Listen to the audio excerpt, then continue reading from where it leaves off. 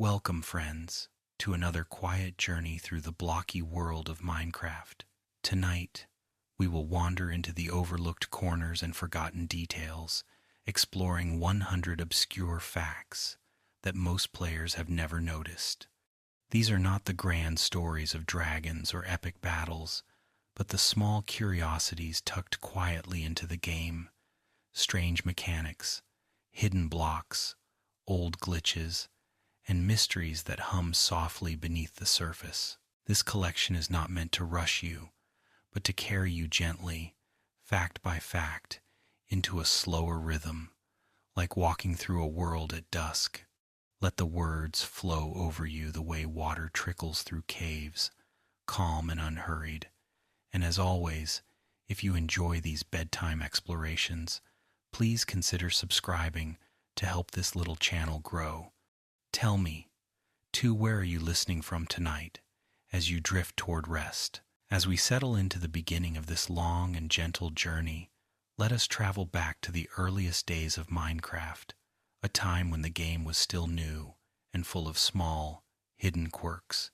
These first obscure facts tell stories of a game that was slowly finding its shape, with experiments, accidents, and little details that have mostly been forgotten as the years rolled by.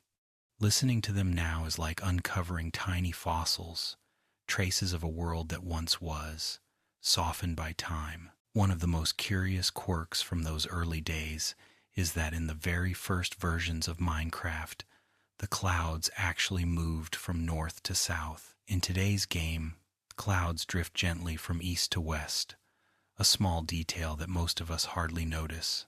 But in those early days, their direction was different, a quiet little marker of how even the sky has changed as the game has grown.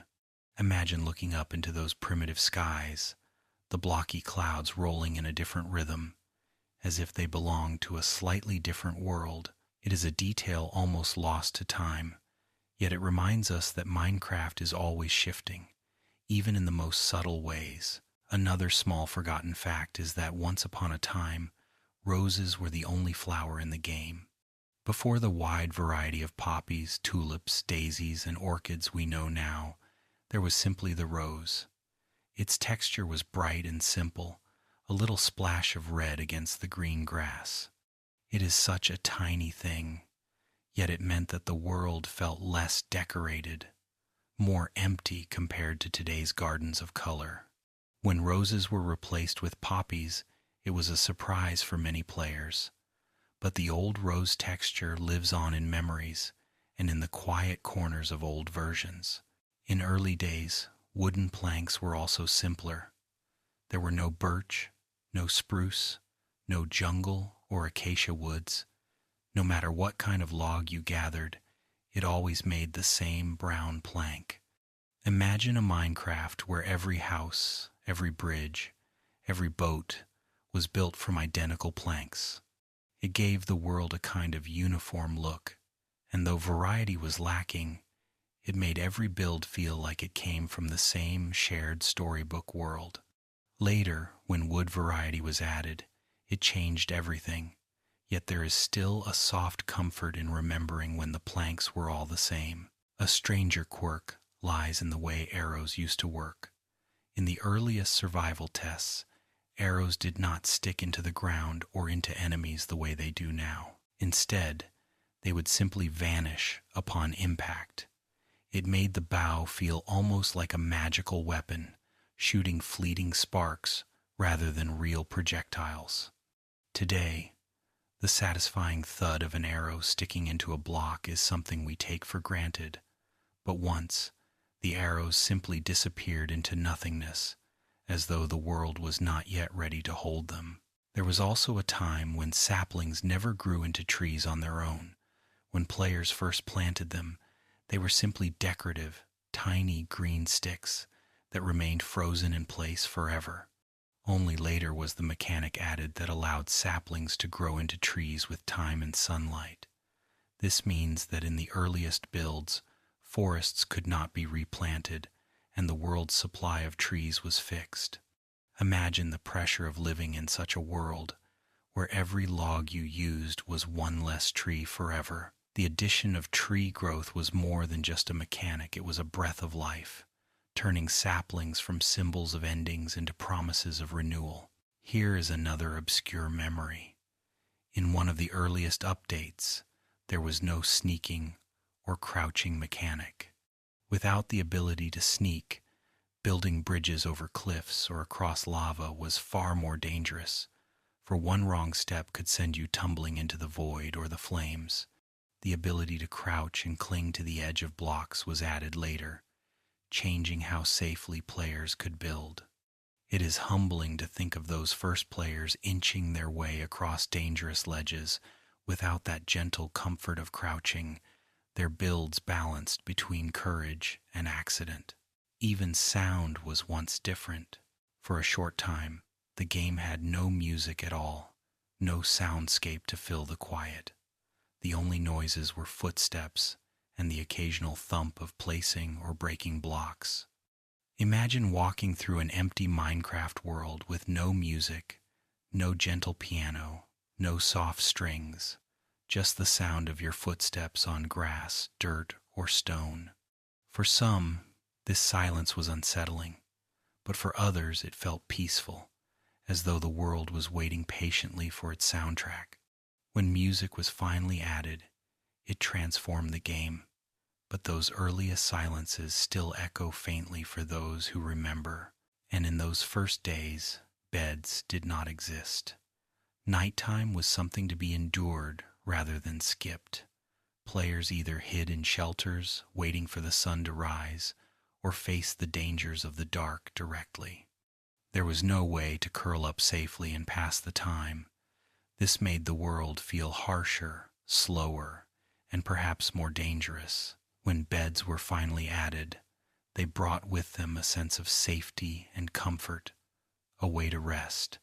But in remembering the time before them, we can imagine nights that stretched endlessly, lit only by torches and filled with the soft sounds of footsteps and distant monsters. There was also a peculiar hidden feature with furnaces.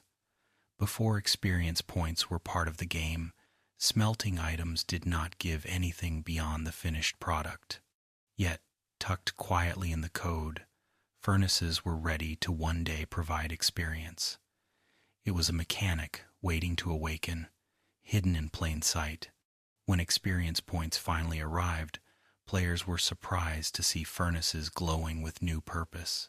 But that quiet seed had been planted long before, resting in the game, almost like a future whispered into being.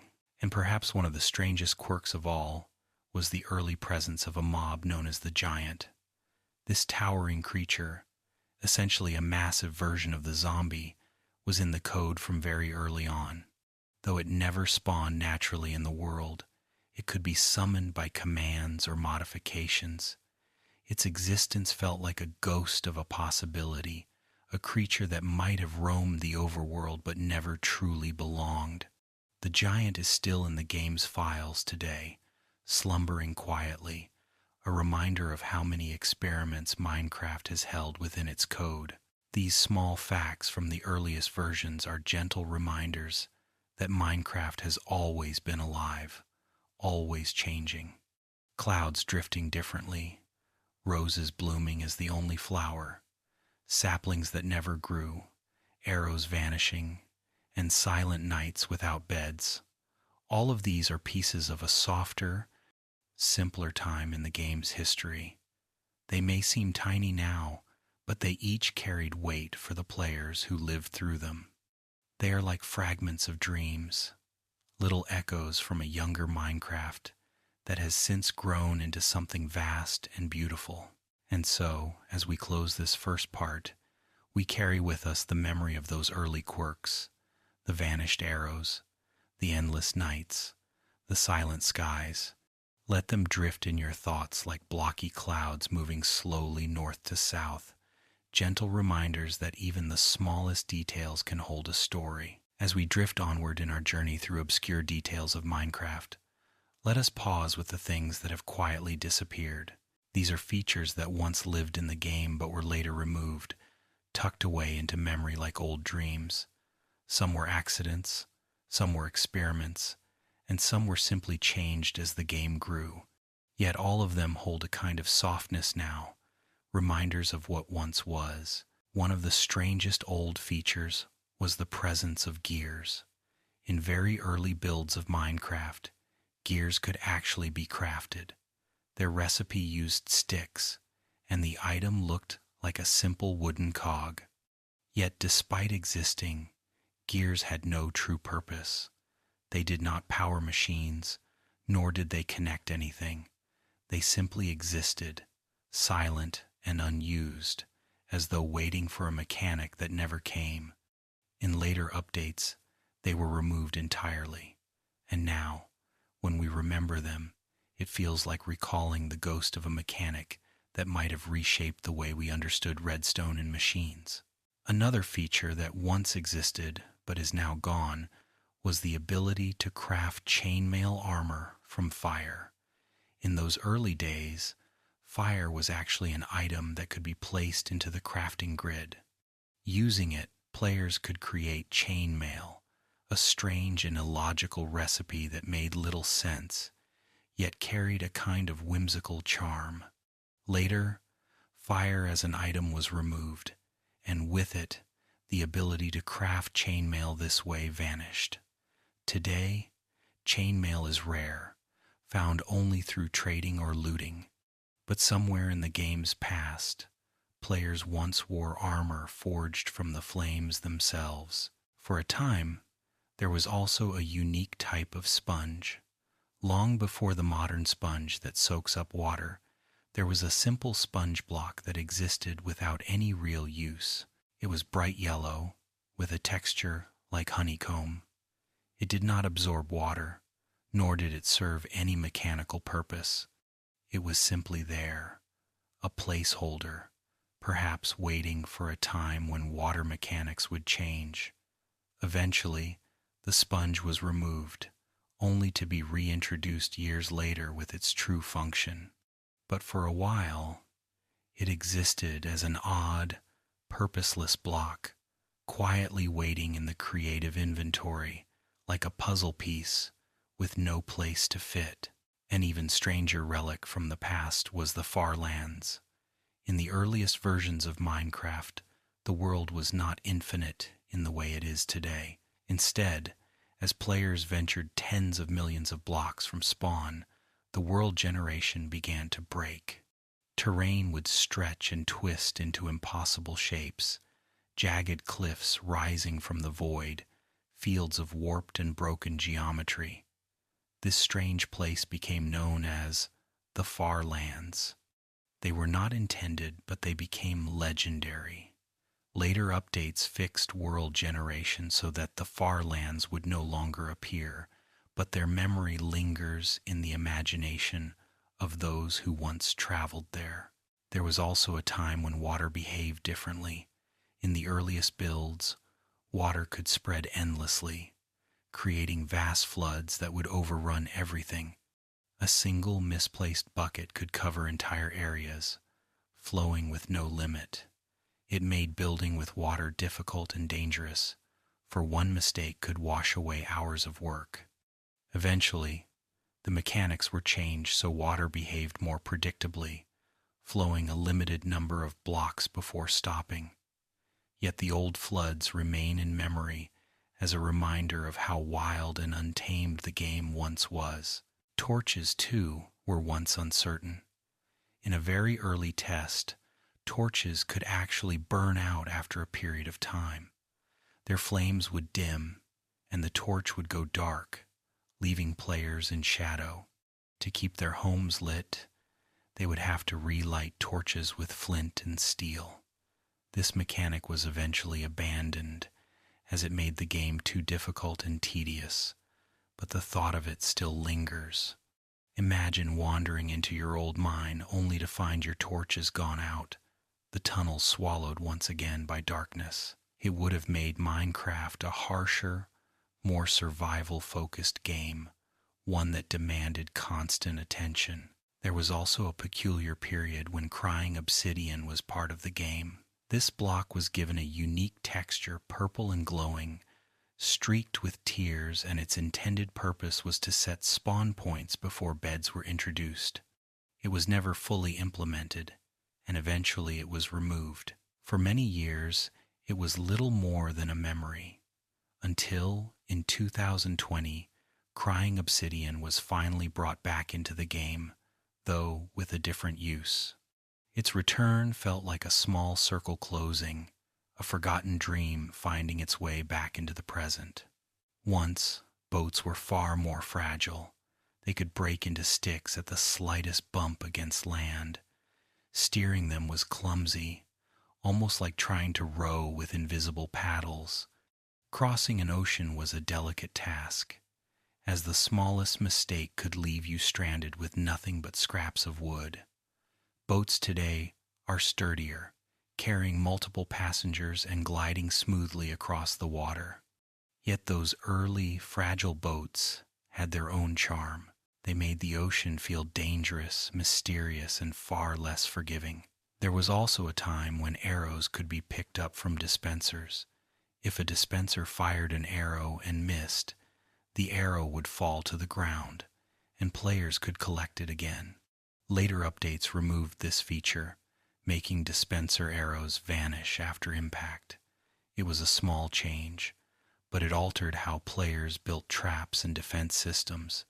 The older mechanic made the world feel slightly more generous, as though even the traps of the game could leave behind something to collect.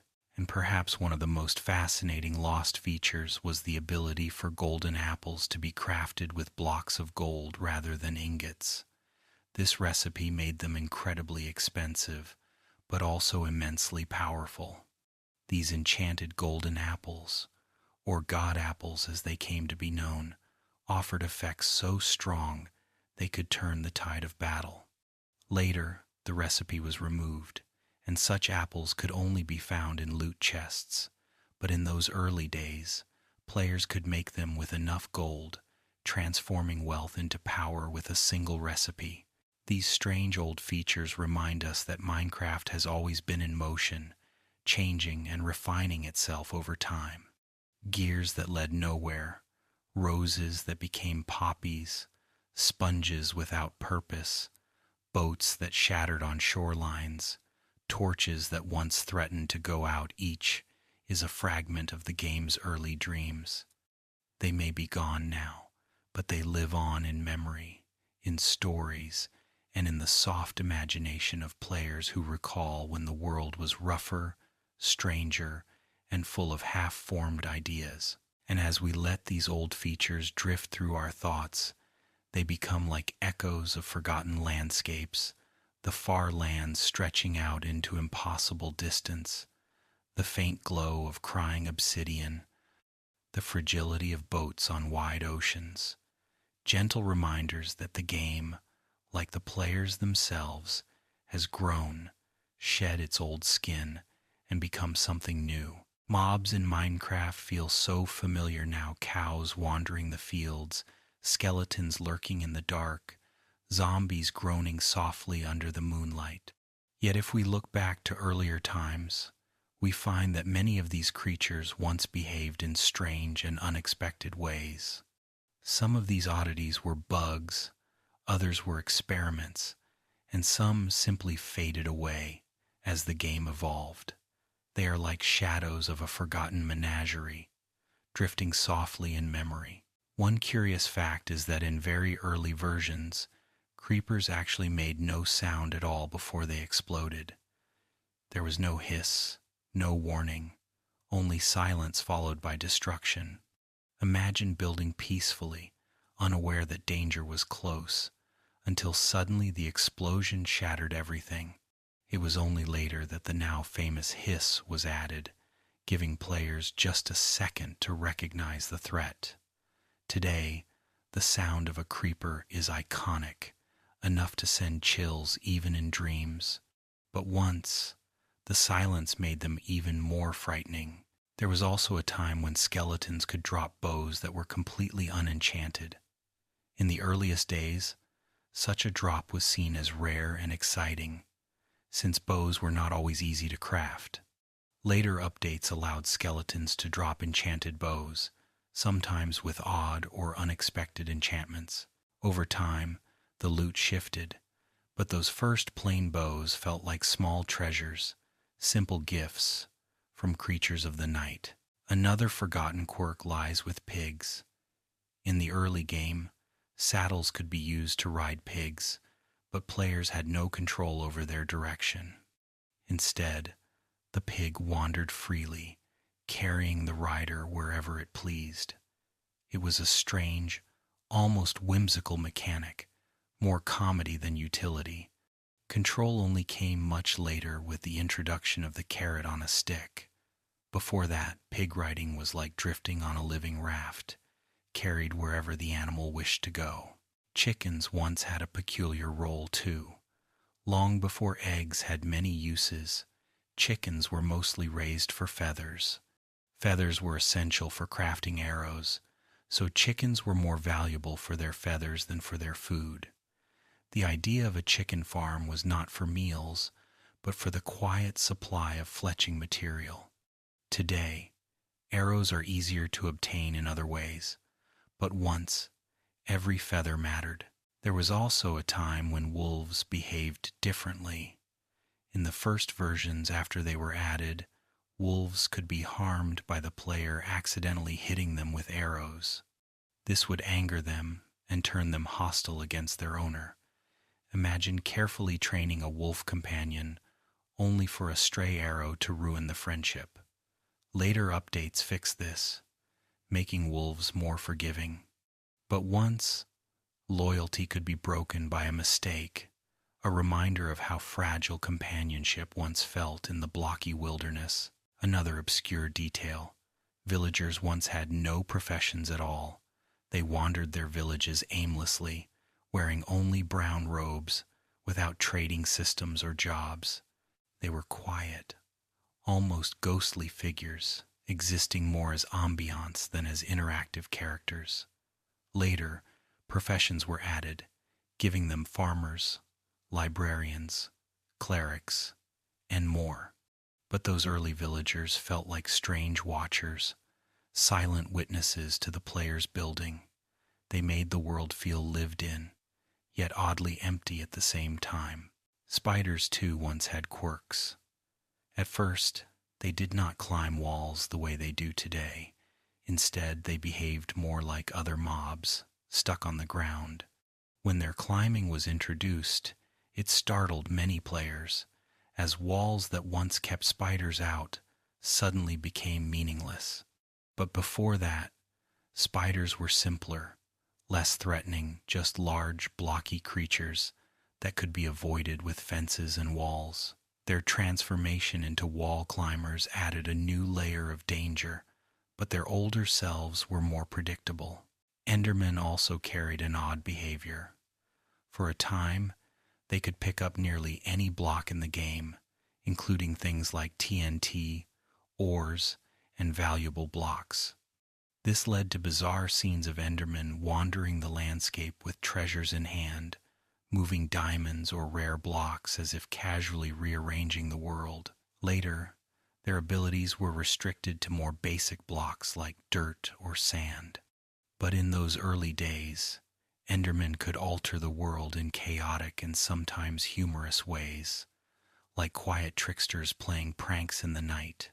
Zombies, too, were once stranger.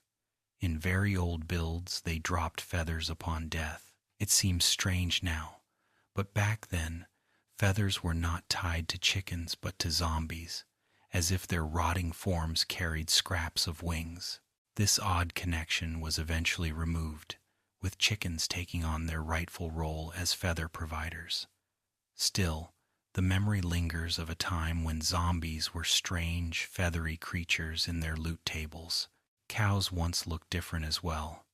Their textures in early versions were simpler, blocky patches of white and brown without much detail. Over time, they were smoothed, shaded, and given the more natural look we know today. The same is true of sheep, whose wool colors were once more limited. Pink sheep, now a rare but natural spawn, were once unheard of. Slowly, variety seeped into the game, but those first mobs were simpler, their designs almost like sketches of what they would later become. Slimes also behaved differently. At first, they spawned much more randomly, appearing in almost any area without the careful chunk-based rules they have now. Players would sometimes encounter slimes in places where they didn't belong, creating moments of surprise. Later, slime spawning became more structured, tied to certain areas and conditions. But those early slimes felt like odd little visitors, showing up where they were least expected, bouncing cheerfully in forests or caves. And then there were the giants.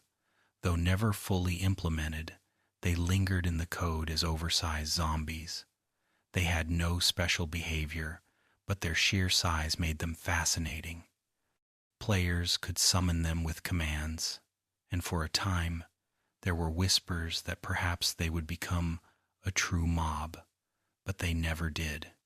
Giants remain hidden, like old dreams tucked away in unused files, their presence more legend than reality. All of these quirks creepers that crept silently, pigs that wandered with riders, zombies that carried feathers, endermen that moved diamonds, paint a picture of a Minecraft that was stranger, less polished, and perhaps more magical in its unpredictability. They remind us that mobs were once more than just creatures. They were experiments, evolving slowly into the familiar beings we know today. To imagine them now is to drift into a world where the silence of creepers made nights more dangerous, where wolves could betray you by mistake, where villagers wandered without purpose, and where endermen carried away blocks of ore as though playing games with the world itself. These are the forgotten behaviors, the soft shadows of the mobs we know, waiting quietly in memory. Blocks are the foundation of Minecraft. They build the hills, the oceans, the caves, and every home a player has ever crafted. Yet behind their familiar faces, many blocks hide subtle secrets, quirks, or histories that are easy to overlook. As we wander through them now, we can let each detail unfold slowly, like walking through a quiet museum where every display whispers its own small story. One obscure fact is that obsidian, that dark, unbreakable stone born from lava meeting water, used to take even longer to mine than it does today. In early builds, breaking obsidian by hand felt endless, nearly unthinkable. Even with a diamond pickaxe, the mining time was exaggerated, almost as though the game was testing patience itself. Later, the speed was adjusted, but obsidian remains one of the slowest blocks to harvest, carrying with it that aura of permanence and weight. It feels less like a block and more like a monument, as if the world itself does not want to let it go. There is also the curious story of bedrock. Most players know it as the indestructible floor at the bottom of the overworld, the unbreakable ceiling of the nether. But in the earliest versions, bedrock could actually be destroyed with normal tools.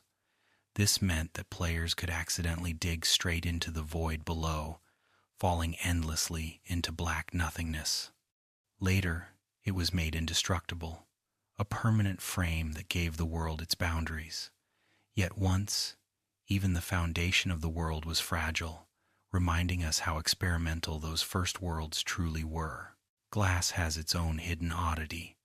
Before stained glass was added, the single color of glass was clear with pale blue streaks.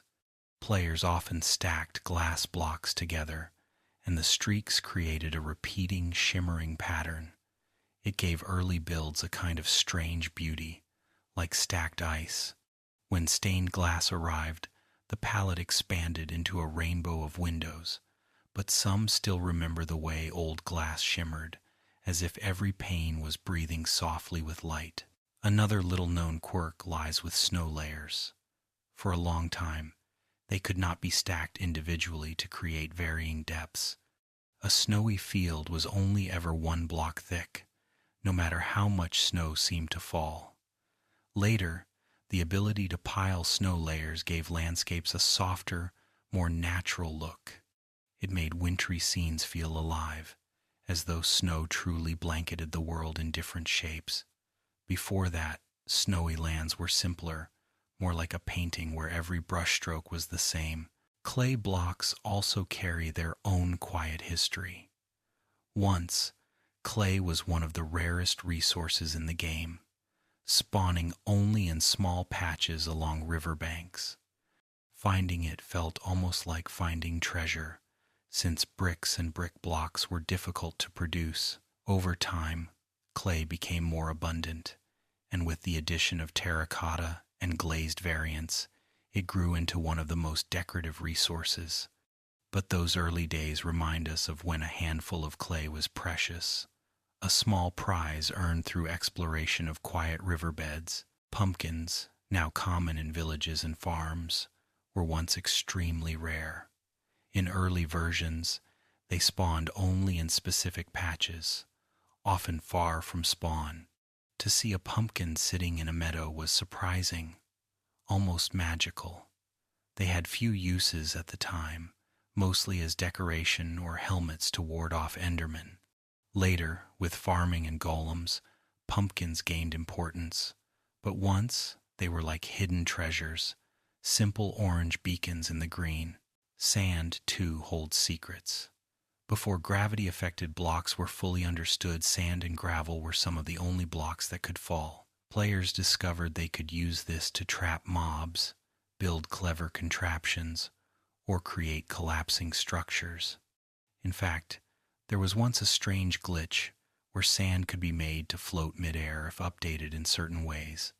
These floating sands became curiosities, suspended in the sky like quiet sculptures. Later patches fixed many of these quirks, but some remnants remain, hidden in old worlds, like frozen moments. Glowstone, found in the Nether, once dropped only a single piece of dust when mined, no matter the tool used. This made crafting glowstone blocks incredibly inefficient, as 4 dust were needed to rebuild a block, meaning players always lost more than they gained. Later, the drops were adjusted to match the block's cost. But in those early Nether expeditions, glowstone felt fleeting, fragile, as though the light of the Nether itself resisted being carried home. Another obscure quirk belongs to leaves. In the earliest days, when trees were chopped, leaves would never naturally decay. They would remain floating in the air, awkward reminders of where branches once stood. Players had to manually break every leaf block to clear them away. Later, leaf decay was introduced, making forests feel alive, their canopies thinning slowly after trees were harvested. But once, landscapes were littered with strange floating patches of leaves, silent leftovers of unfinished work. Netherrack, that endlessly burning block, also carries a hidden fact. In early days it was called bloodstone by some, due to its deep red texture and unsettling appearance. Though the name never became official, it lingered in the community, reflecting how eerie the block once felt. Its ability to hold eternal fire only deepened this impression. Even now, Netherrack seems less like stone and more like something living, pulsing faintly with heat and memory. There is also the quiet secret of cobblestone. Though it is one of the most common blocks, it was once the only form of stone available to players. Smooth stone could not be obtained naturally, meaning every mined stone turned into cobblestone. Entire worlds were built from its gray, mottled pattern. Later, with furnaces, stone could be smelted back into smooth form, and more varieties were added. But once, cobblestone was everything: walls, castles, floors, and homes, all built from the same rough material. It gave early worlds a uniform look, almost like they were all carved from the same dream. And finally, let us remember the strange beauty of glow lichen. When it was first added, Many players overlooked it as just another decorative feature. But glow lichen was unique. It spread slowly, lighting caves with the faintest, most delicate glow. Unlike torches or lanterns, its light was not enough to keep mobs away. Instead, it painted the darkness with soft highlights, barely visible yet strangely comforting. In many ways, glow lichen was less about utility and more about mood, a gentle touch of life in the silent depths of stone. All of these small secrets of blocks remind us that the world of Minecraft is more than shapes and textures. Each block carries a story, a history of change and adaptation. Obsidian that once tested patience, bedrock that could be broken, snow that lay flat and even, leaves that floated forever, sand that defied gravity, pumpkins that were rarer than diamonds. Each is a quiet memory, hidden in the game's past. As we drift into rest, we can imagine walking through a museum of blocks, each display lit softly, each piece telling its story. The walls glow with faint lichen, the floor paved in cobblestone, the ceiling shining faintly with glass panes. Every block whispers, reminding us that even the simplest shapes hold meaning if we pause long enough to listen. The overworld, the first realm most players encounter, is filled with forests, deserts, oceans, and plains. At first glance, it may seem familiar and predictable. Trees rise, rivers wind, mountains reach into the sky. But hidden in the code, in the quiet patterns of world generation, are rare and obscure quirks, strange little details that appear only once in a while, surprising those who stumble upon them. These moments feel like finding secrets written into the land itself. One such rarity is the occurrence of villages that generate in unusual places. Most villages appear in flat terrain, with their houses neatly scattered across the land. Yet, every so often, a village spawns on the side of a cliff or deep into a ravine. Homes hang over empty air, pathways dangle into nothingness, and villagers wander awkwardly across impossible slopes. These rare cliffside villages feel almost dreamlike, as though the world itself forgot the rules of gravity and logic for a brief moment. There is also the chance of desert wells. These tiny sandstone structures are among the rarest naturally occurring features in the overworld. They serve no purpose beyond decoration, standing quietly in the heat of the desert with water pooled in their centers. Many players walk past them without even noticing, but for those who pause, they carry an odd, sacred feeling. A desert well feels like a shrine, a solitary marker in the endless sand. Their rarity makes them special, small monuments hidden in the dunes. Another obscure quirk lies with jungle temples. While temples are not especially rare, the chance of finding one perfectly preserved, buried deep within dense jungle, feels magical. The mossy cobblestone and vine-covered walls blend seamlessly into the greenery, making them easy to overlook. Some players explore entire jungles without ever stumbling upon one. When a temple does appear, it feels like the forest itself is revealing an ancient secret, a relic of a forgotten time.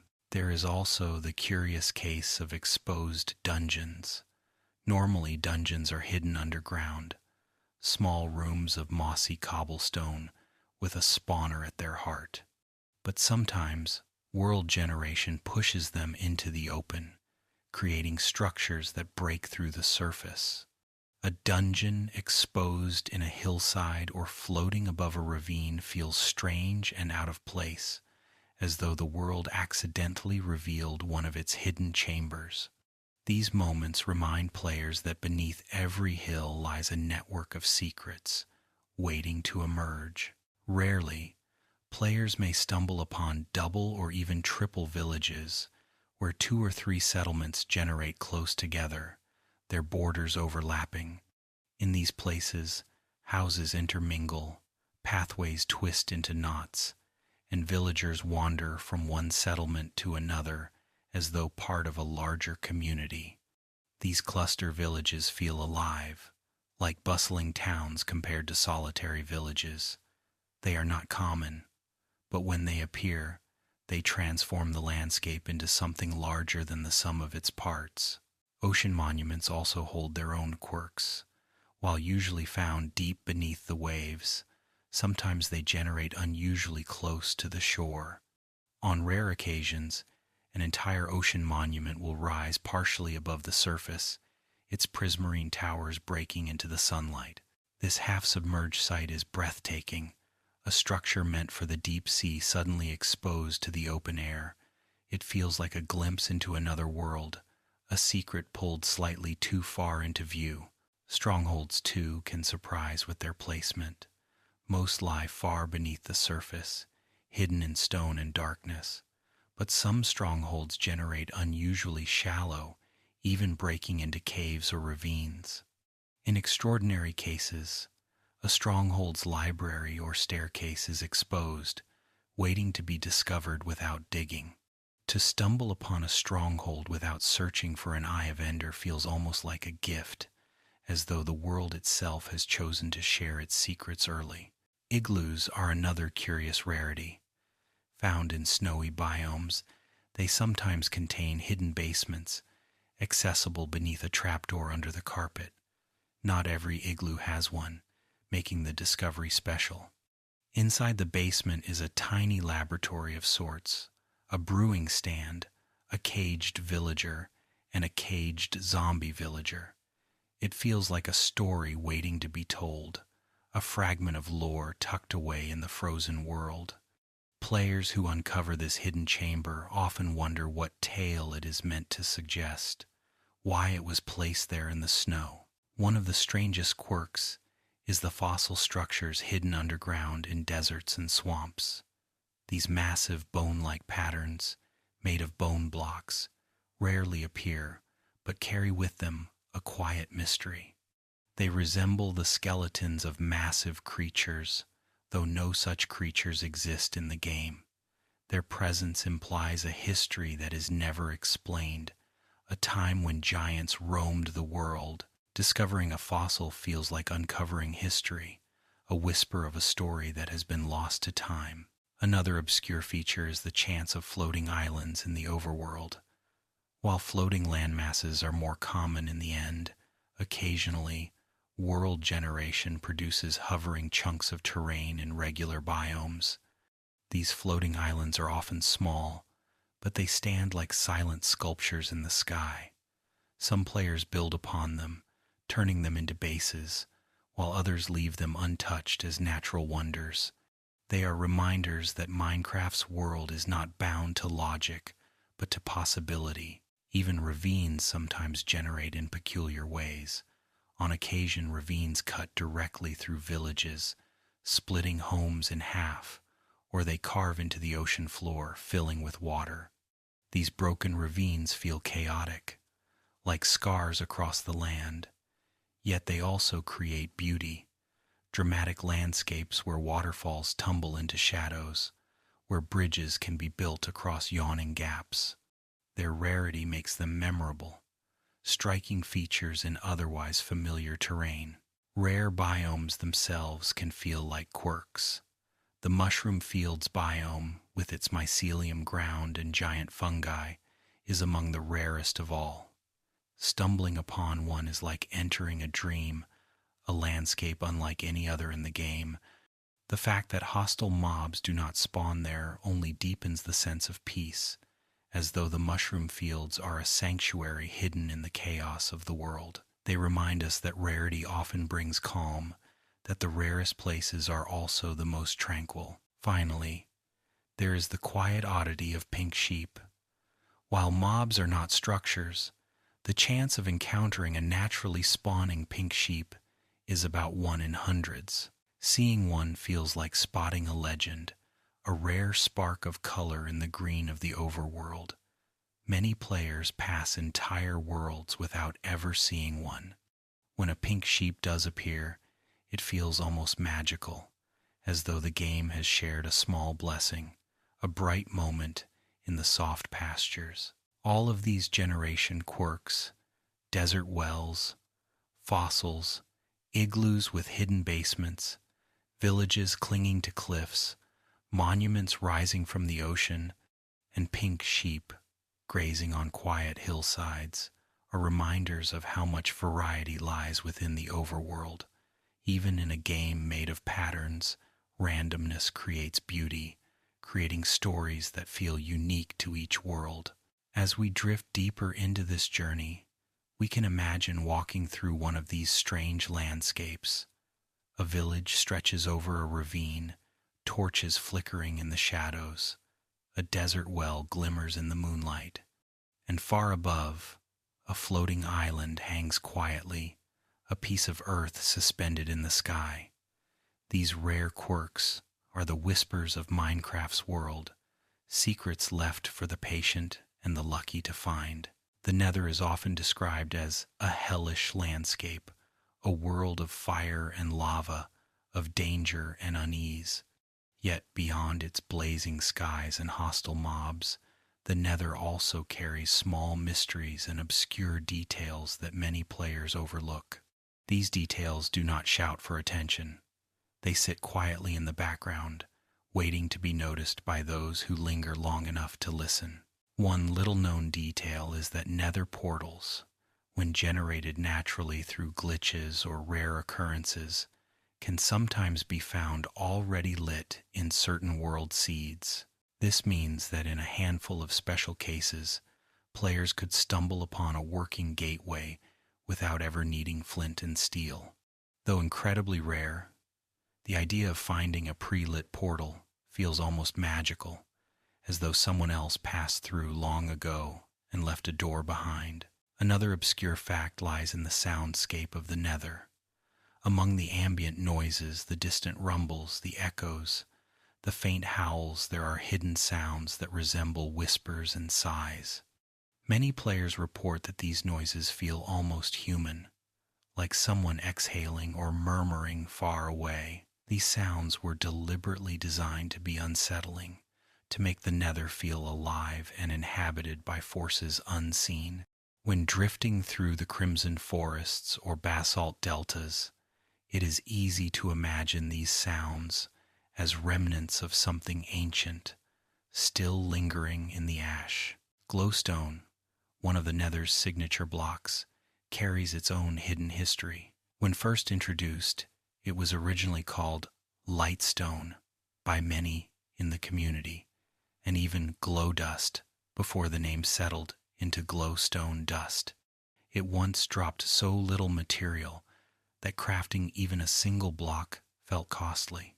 Over time, its mechanics were adjusted, but glowstone remains unique as a renewable yet rare light source, glowing warmly against the red sky. Its fractured texture, almost like cracked honeycomb, suggests a world that is both broken and luminous. The Nether is also home to one of the rarest structures in the game, the ruined portal. While ruined portals can generate in the overworld as well, their placement in the Nether sometimes creates striking and eerie scenes. Imagine a ruined gateway partially submerged in lava, or one perched high above a sea of fire, accessible only by treacherous bridges. These ruined portals feel like forgotten attempts at passage, fragments of stories never fully told. Their presence suggests that travel between dimensions has a history deeper than the player's journey. Another obscure feature of the Nether is its strange vegetation. Netherwort, for example, grows only on soul sand, its crimson bulbs maturing slowly in the gloom. Long before brewing became common knowledge, Netherwort puzzled players who stumbled upon it in fortresses. What was its purpose? Why did it grow only here, in the shadowed halls of stone? Its strange exclusivity gave it a sense of mystery, as though it was tied to the very essence of the Nether itself. Even now, brewing potions with Netherwort feels like tapping into the secrets of a foreign world. Speaking of fortresses, these massive, sprawling structures hold their own peculiarities. Sometimes they generate in fragments, with long bridges stretching into empty lava seas, cut off by terrain.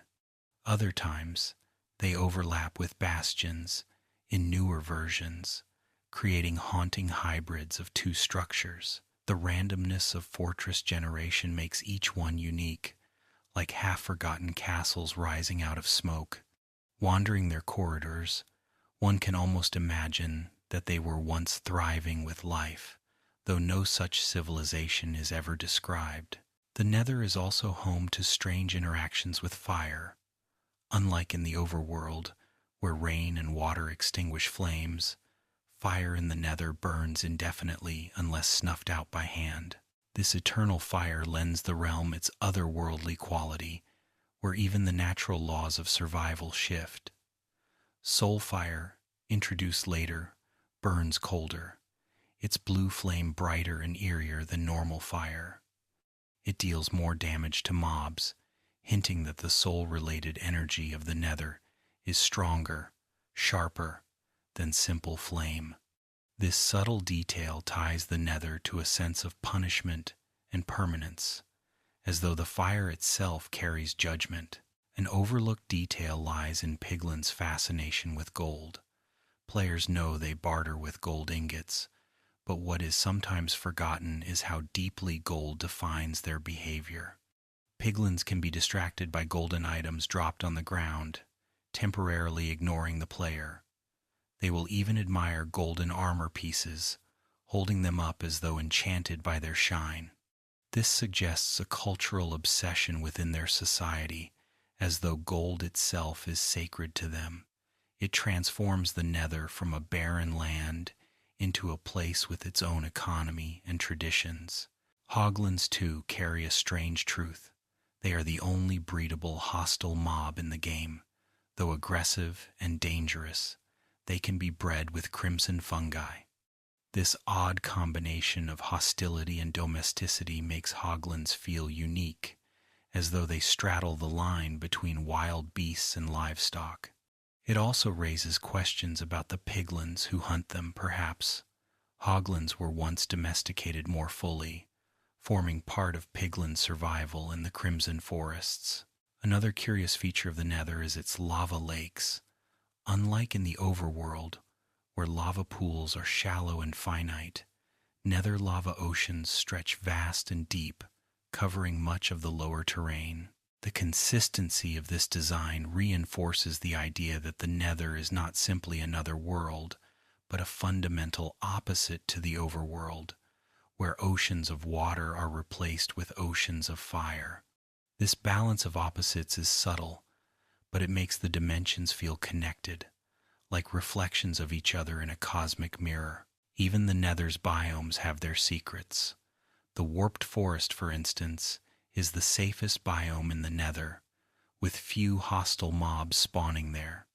Its twisted teal fungi and blue-green fog make it feel alien compared to the rest of the realm. Many players overlook that the warped forest is a kind of sanctuary, quiet, sparse, and strangely peaceful. In contrast, Crimson Forests teem with danger, their red fog thick and oppressive. The balance between these two forests feels deliberate, like two sides of a coin, each offering its own kind of atmosphere. One of the most overlooked facts about the Nether is its build limit. For a long time, the Nether ceiling, made of bedrock, was seen as impenetrable, yet players discovered glitches that allowed them to reach above it, into a vast, empty expanse. This space, though never intended as a playable area, became a canvas for farms and experiments. The idea that beyond the Nether's oppressive roof lies an endless void of possibility adds another layer to its mystery. It is a reminder that in Minecraft, boundaries are often softer than they appear. The Nether, with its whispers, its endless fire, its strange structures, and hidden quirks, is more than a realm of danger. It is a place of lore, suggestion, and subtle detail. Every ruined portal, every fortress bridge, Every sigh in the crimson fog hints at a larger story, and though that story is never told outright, its pieces linger in the details, waiting for us to notice. As we rest now, we can imagine standing on the edge of a nether fortress, the lava sea stretching out below, the sky burning in shades of red. The whispers drift through the air, soft and unsettling, while blue soul fire flickers nearby. It is a world of secrets, ancient and strange, where every stone and every sound feels like part of a mystery we may never fully solve. The end is the final dimension in Minecraft, a place most players only visit once or twice, usually in search of the dragon who rules its skies. Yet beneath its vast stretches of obsidian pillars and its endless void, the end carries subtle secrets and obscure details that many players overlook. It is a place where silence itself becomes part of the lore, where every empty horizon whispers of mysteries untold. One of the most overlooked details about the end is its emptiness. While the overworld hums with sound leaves rustling, water flowing, mobs moving, and the nether is alive with fire and echoing noises, the end is quiet. The soundscape is sparse, filled only with faint wind-like tones and the occasional cry of Enderman. This near silence is deliberate.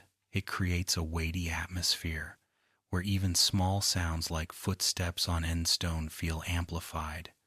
The emptiness itself becomes part of the story, suggesting that the end is not meant to be inhabited, only endured. The obsidian pillars are perhaps the most iconic feature of the main end island. Tall and stark, they rise from the end stone like ancient monuments. Yet one small, obscure fact is that their heights vary from world to world. In some seeds, the pillars are short, clustered like broken teeth. In others, they rise dramatically, as tall as mountains. This variation adds to the sense that each end is unique, each shaped by unseen forces. The iron cages that sometimes surround the crystals are another curious detail, hinting at some form of construction, though who built them and why is never explained. The Ender Dragon herself carries hidden layers of design. When she is defeated, she drops the dragon egg, the only one of its kind in the entire game. Yet the egg cannot hatch, and it serves no purpose beyond decoration. Some players speculate that it was once intended to lead to more dragons, or even a new life cycle, but the developers left it deliberately inert. The egg becomes a symbol of mystery, a treasure that exists not for use but for imagination. It is the silent reminder of a creature whose presence defines the end. Endermen, the native inhabitants of the end, also hold secrets. Many players know they become hostile when looked at directly, but fewer know that their ability to pick up blocks was once unrestricted. In earlier versions, Endermen could carry almost anything, from dirt to flowers to even TNT. Over time, this ability was limited to a handful of blocks, as their behavior caused chaos in builds. But the fact that Endermen were once freer in their choices adds to their strange nature, as though they were collectors of the world, silently moving pieces from one place to another for reasons no one could understand. The End Cities are another obscure treasure of the End. Vast and sprawling, they float above void islands, their towers and bridges connected like skeletal fingers reaching into the air. Yet not every end exploration leads to one. They are scattered, often far from the main island, and players may travel for thousands of blocks before finding one. Within them lie shulkers, creatures hidden in shells, attacking only when disturbed. The rarity of these cities makes their discovery special, like stumbling upon the ruins of a forgotten empire. Their purple blocks and banners suggest a culture, a people or beings who once thrived there, but no trace of their identity remains. The elytra, hidden in the item frames of end ships, adds another layer of mystery. These wings are the only means of true flight in the game, yet they are found only in these ships, which float disconnected from the rest of the cities. Why are they here? Who placed them? Why are they guarded by shulkers and surrounded by brewing stands with healing potions? It feels like someone expected players to arrive, someone who wanted to leave behind gifts and guardians. These questions linger, unanswered, like the faint hum of the void itself. The End's gateway portals, which appear after the dragon's defeat, are another quiet curiosity. Small and floating, they allow travel to the distant End Islands. Their appearance feels almost ceremonial, like a reward granted by the realm itself. The way they shimmer with purple energy suggests that the End is not static, that it opens paths when its guardian falls. It is as though the world responds to the player's actions, reshaping itself in acknowledgement. This rare responsiveness makes the End feel alive, even in its silence. Another overlooked detail is the chorus plant. Found only in the End, it grows tall and branching, its fruit capable of teleporting players when eaten.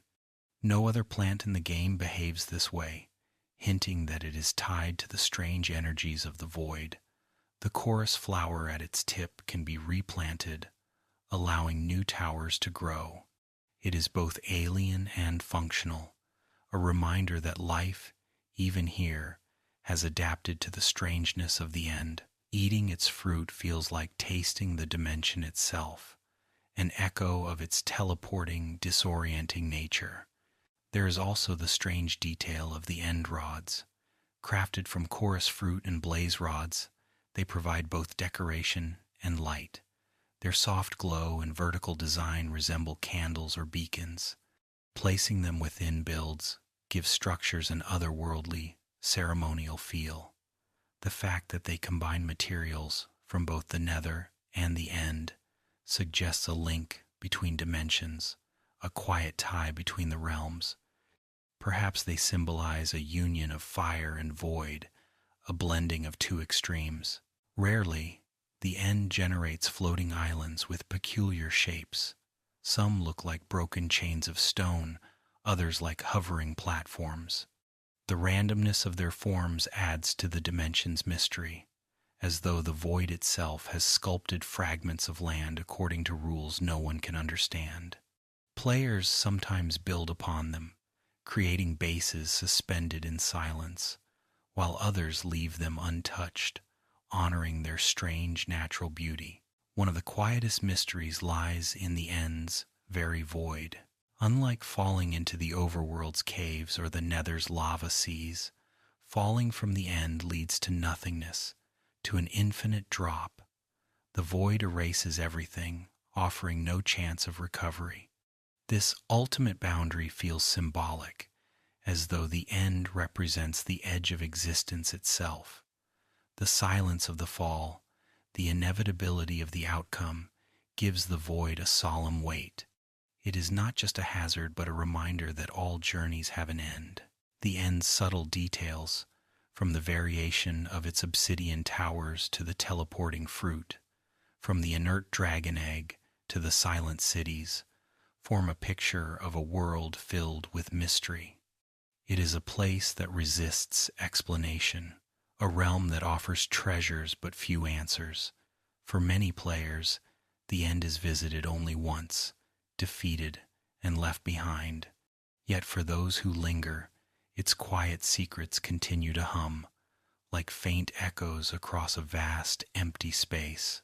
As we drift into rest, we might imagine walking across the pale stone of the End, the void stretching out on every side. Endermen stand in the distance, silent observers. Above, the obsidian towers rise like monuments, their crystals glowing faintly, and beyond them, an End city gleams purple under a dark sky, unreachable yet patient. The End is quiet, but it is never empty.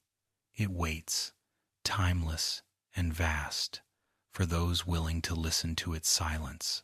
Minecraft is often remembered for its sights, its blocks, its landscapes, its towering structures, but sound has always been just as important. The rustle of leaves, the splash of water, the clink of mining, each of these fills the world with a rhythm that makes it feel alive. Behind these sounds lie many small, obscure details, some of which slip past unnoticed. They are quiet touches that add depth to the game, like hidden threads in a larger tapestry. One gentle fact is that the original music of Minecraft was composed to be rare rather than constant. Unlike many games where music plays endlessly, Minecraft's music arrives only once in a while, floating into the air during moments of calm. This design was intentional. It makes the melodies feel like gifts, arriving unexpectedly, then fading away to silence. That silence is part of the atmosphere, allowing players to fill the quiet with their own footsteps, their own imagination. The ambient sounds of caves are among the most mysterious audio features in the game. These low rumbles, eerie wails, and hollow echoes often play when players are deep underground. Some resemble the distant sound of wind rushing through caverns. Others sound almost human, like sighs or faint voices. Though many players once believed they hinted at hidden structures, the developers explained they were simply there to create tension. Still, the mystery remains, as though the caves themselves breathe with a presence older than stone. Another quiet detail is that footsteps change depending on the block beneath them. Walking on sand creates a soft crunch, while gravel produces a sharper, uneven sound. Snow muffles footsteps, making them gentle, almost whisper-like. Even wool silences steps, useful for moving quietly in dangerous places like the deep dark. These subtle differences give the world texture, turning every walk into a soundscape of its own. Few games pay such close attention to footsteps, yet in Minecraft, even these tiny sounds matter. Water, too, has its own layers of sound. Flowing rivers burble and rush, while still ponds produce soft splashes when disturbed. Diving beneath the surface muffles the world, as though the water absorbs every noise. This detail is especially calming, creating the sense of immersion in more ways than one. To swim in Minecraft is not only to see water around you, but to hear the world grow quiet, to feel a blanket of stillness settle over everything. The Nether carries its own strange audio. Beyond the crackling of lava and the roar of ghasts, there are faint ambient tones, almost like whispers or distant horns. These sounds are designed to unsettle, to make the Nether feel more alive than it looks. For many players, the audio of the Nether lingers long after leaving it, the echoing screeches of ghasts, the rhythmic clinks of piglins, the unsettling silence when nothing moves. The Nether hums with tension, a reminder that sound itself can create fear. By contrast, the overworld is filled with soft, familiar noises, the chirping of birds at dawn, the faint hum of insects at night, the gentle rainfall tapping against grass. These tiny details build comfort. Even thunderstorms, with their rolling thunder and sharp cracks of lightning, add to the sense of a real, living world. The beauty of Minecraft's audio is not only in its music but in its environment, where every biome has its own subtle voice. Another obscure audio detail lies in the Endermen. When they speak, their sounds are distorted fragments of English words played backward and shifted in pitch. Careful listeners have claimed to hear phrases like "here" or "what's up," though these are never entirely clear. The effect is unsettling, making Endermen feel both alien and strangely familiar. They speak in echoes, half hidden, as though their voices drift in from another place. Music discs are another fascinating piece of audio lore. Each disc carries its own atmosphere, from cheerful tunes like Cat to eerie ones like 13. Perhaps the most famous is 11, a track filled with distorted sounds of footsteps, breathing, and static. It suggests a story without words, one of exploration and danger. Later, Disc 5 expanded on this theme, layering more sounds that hint at the deep dark. These discs are not only collectibles but fragments of narrative, told entirely through sound. The gentle chimes of experience orbs are another detail worth noticing. When experience drops, it makes a high, shimmering sound, almost like wind chimes in the breeze. Collecting orbs is more than gaining levels. It is a calming ritual, accompanied by delicate notes that feel rewarding in their softness.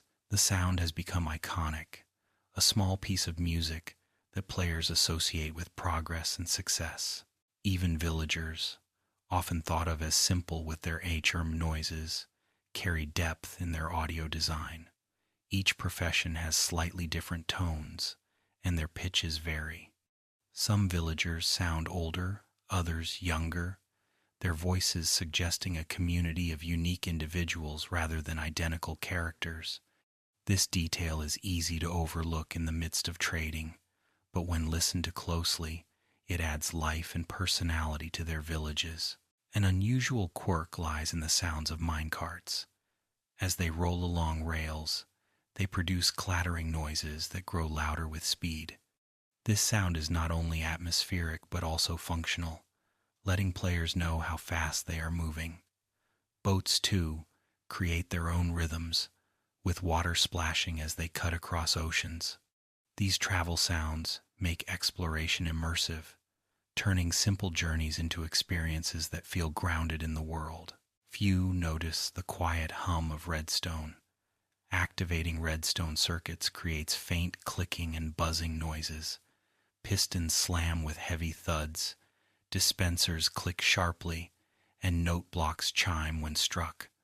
Entire songs and melodies can be created with note blocks, transforming Minecraft into a canvas for music. The fact that redstone is both mechanical and musical reflects the game's balance.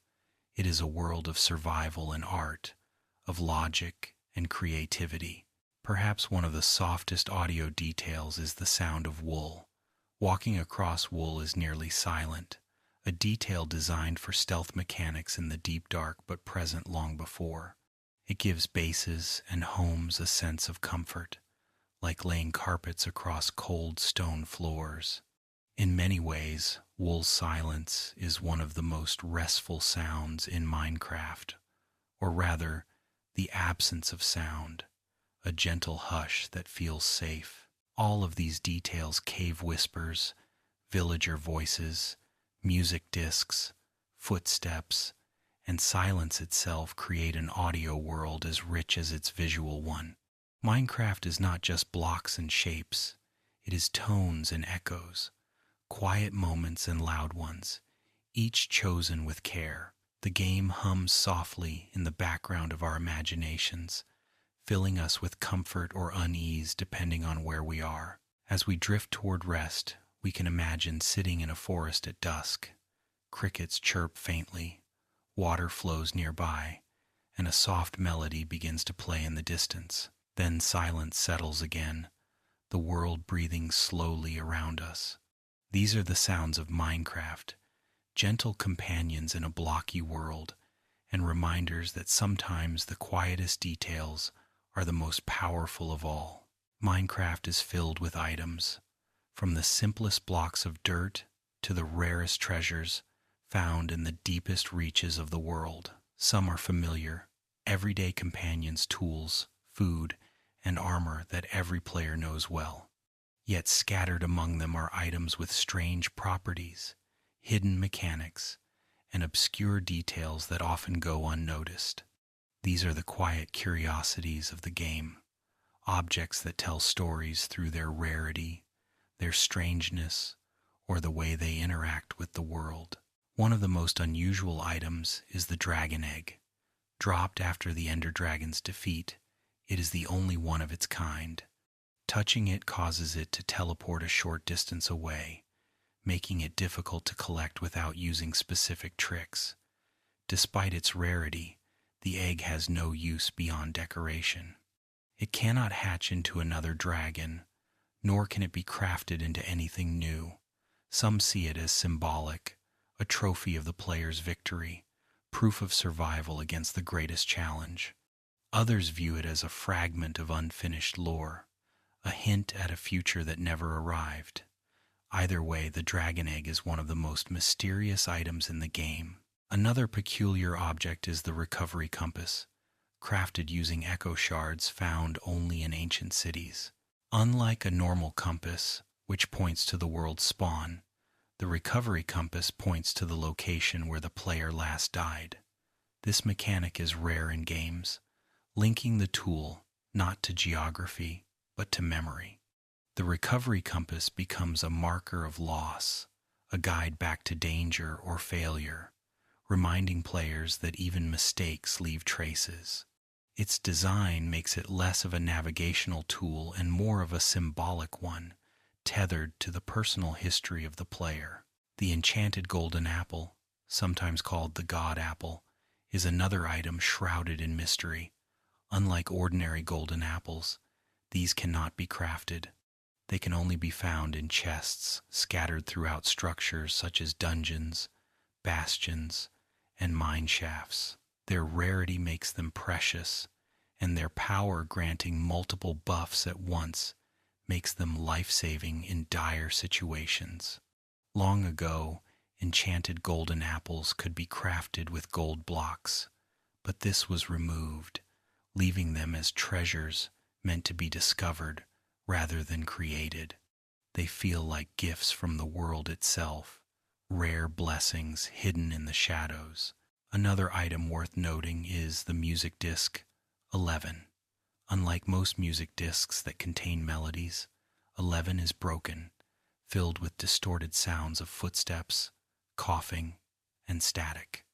It tells no clear story, yet it feels like a fragment of one, a player exploring caves, running, then breaking into chaos.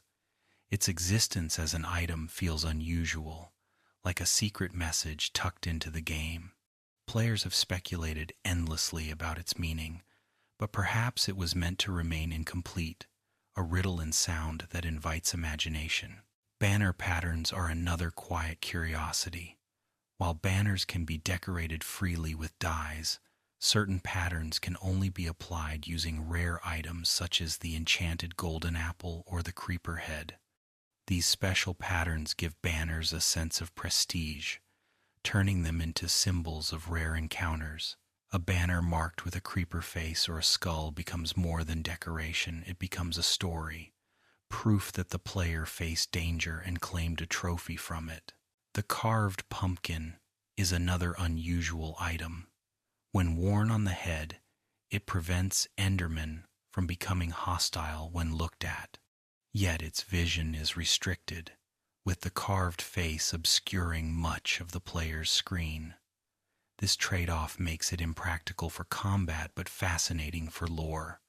Why does a carved pumpkin deter Endermen?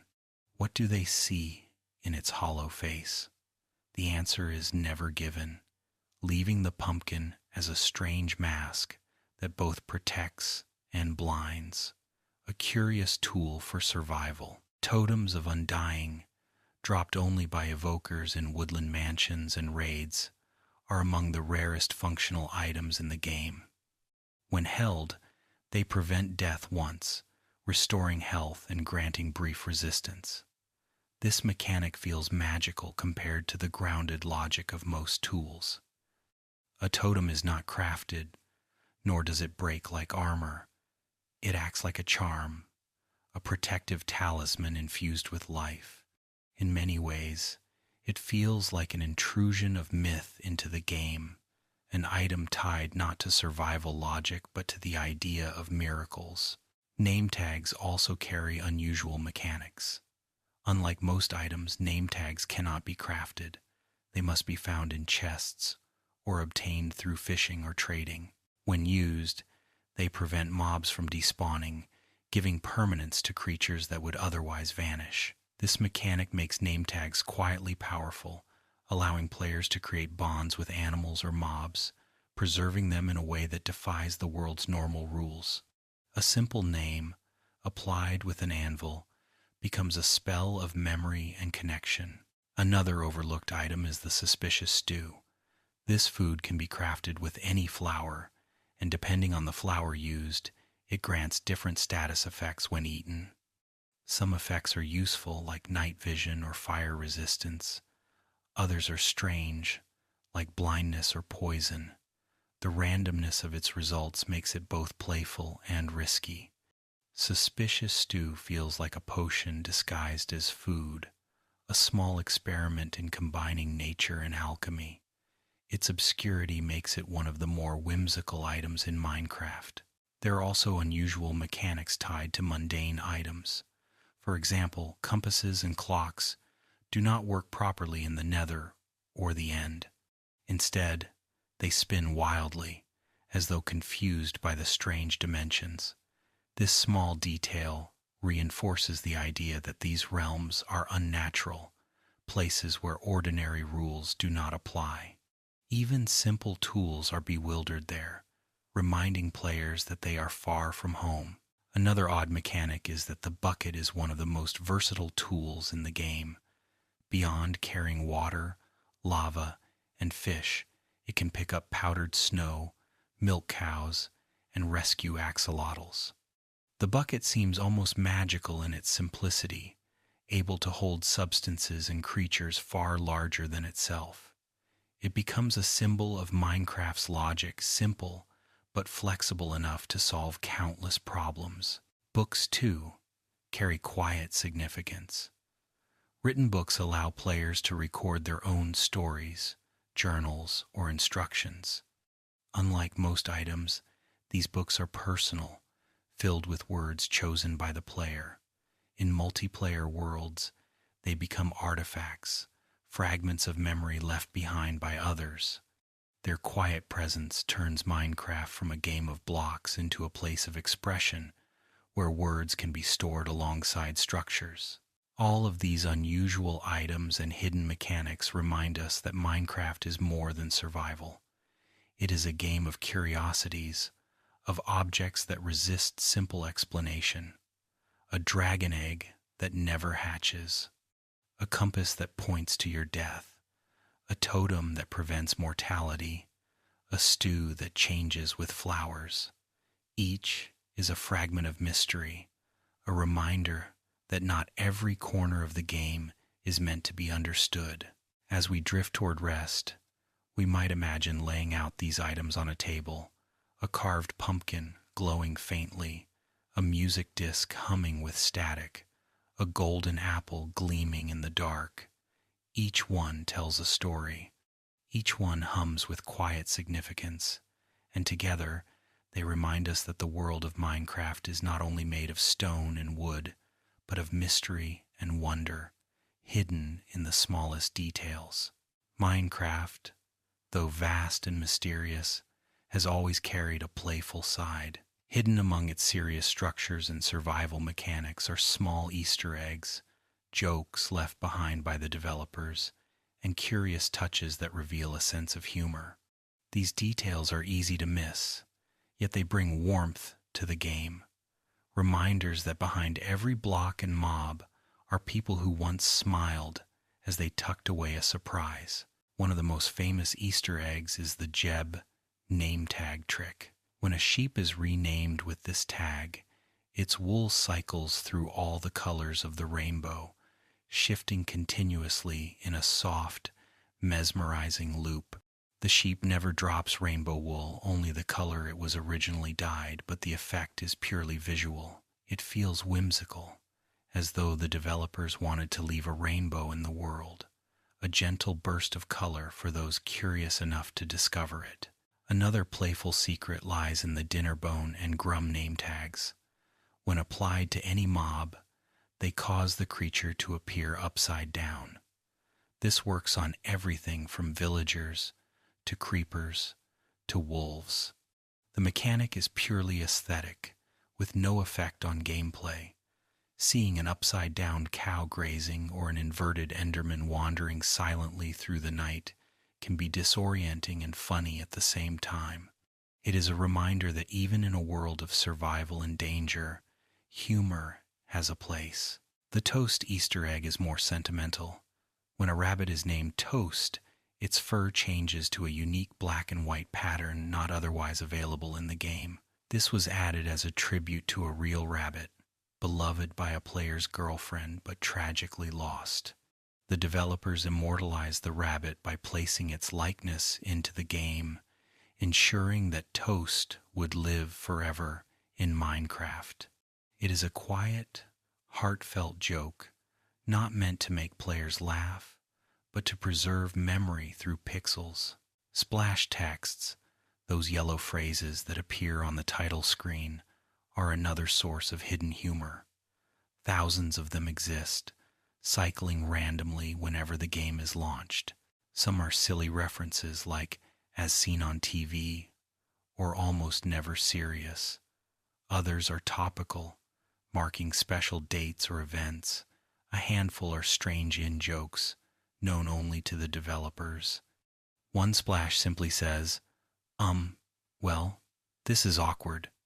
Another says, "Do not look directly at the bugs." These phrases add personality to the game before a world is even loaded, as though the game itself greets you with a wink. There are also holiday Easter eggs. On Christmas, chests transform into wrapped presents, covered in red and green patterns. On Halloween, some mobs spawn wearing pumpkins on their heads. These small touches appear without warning, adding seasonal cheer to ordinary gameplay.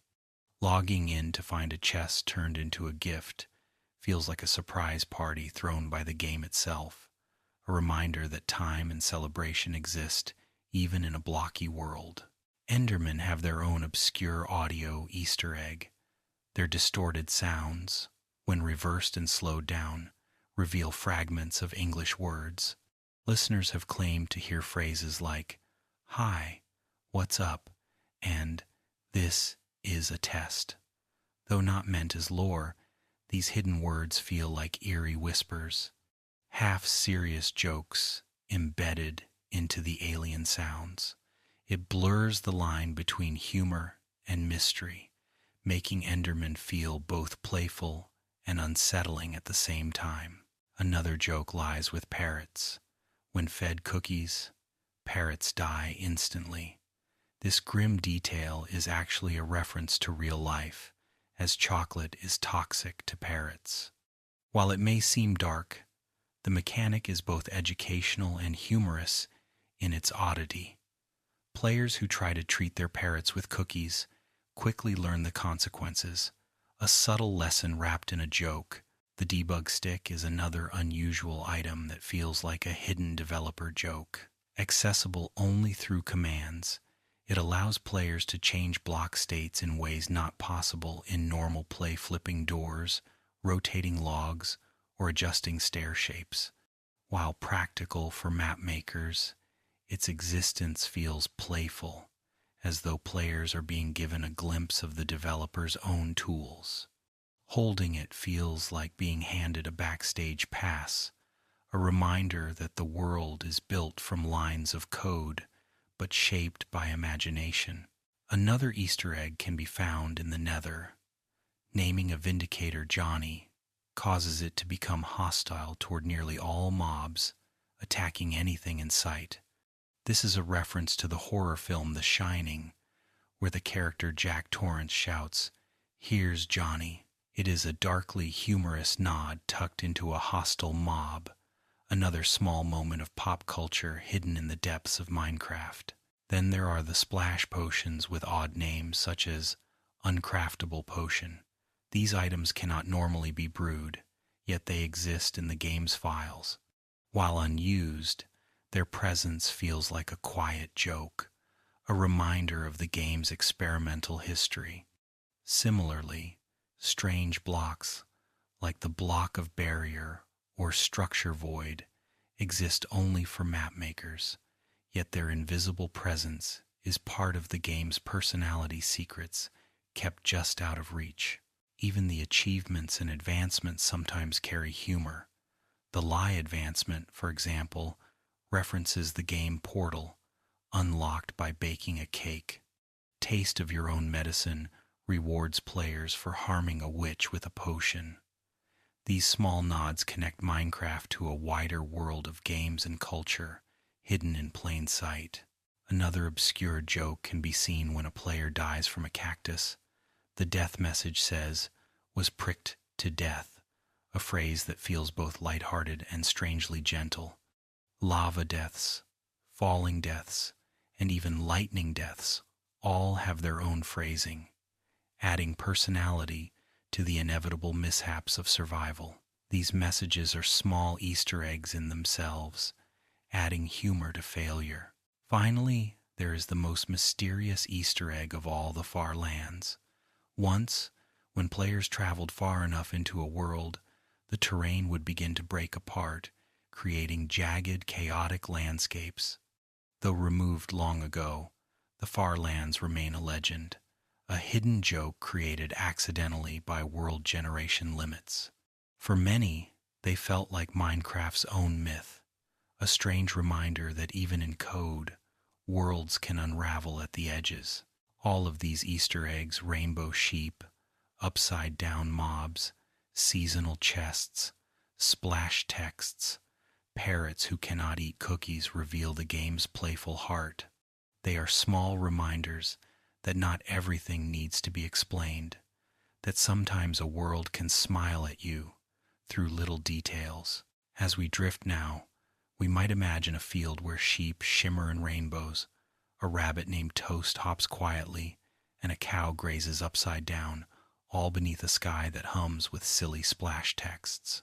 These gentle jokes remind us that Minecraft is not only about survival, but also about joy, surprise, and playfulness, little gifts tucked into its blocky heart. Minecraft has never been a perfectly polished world.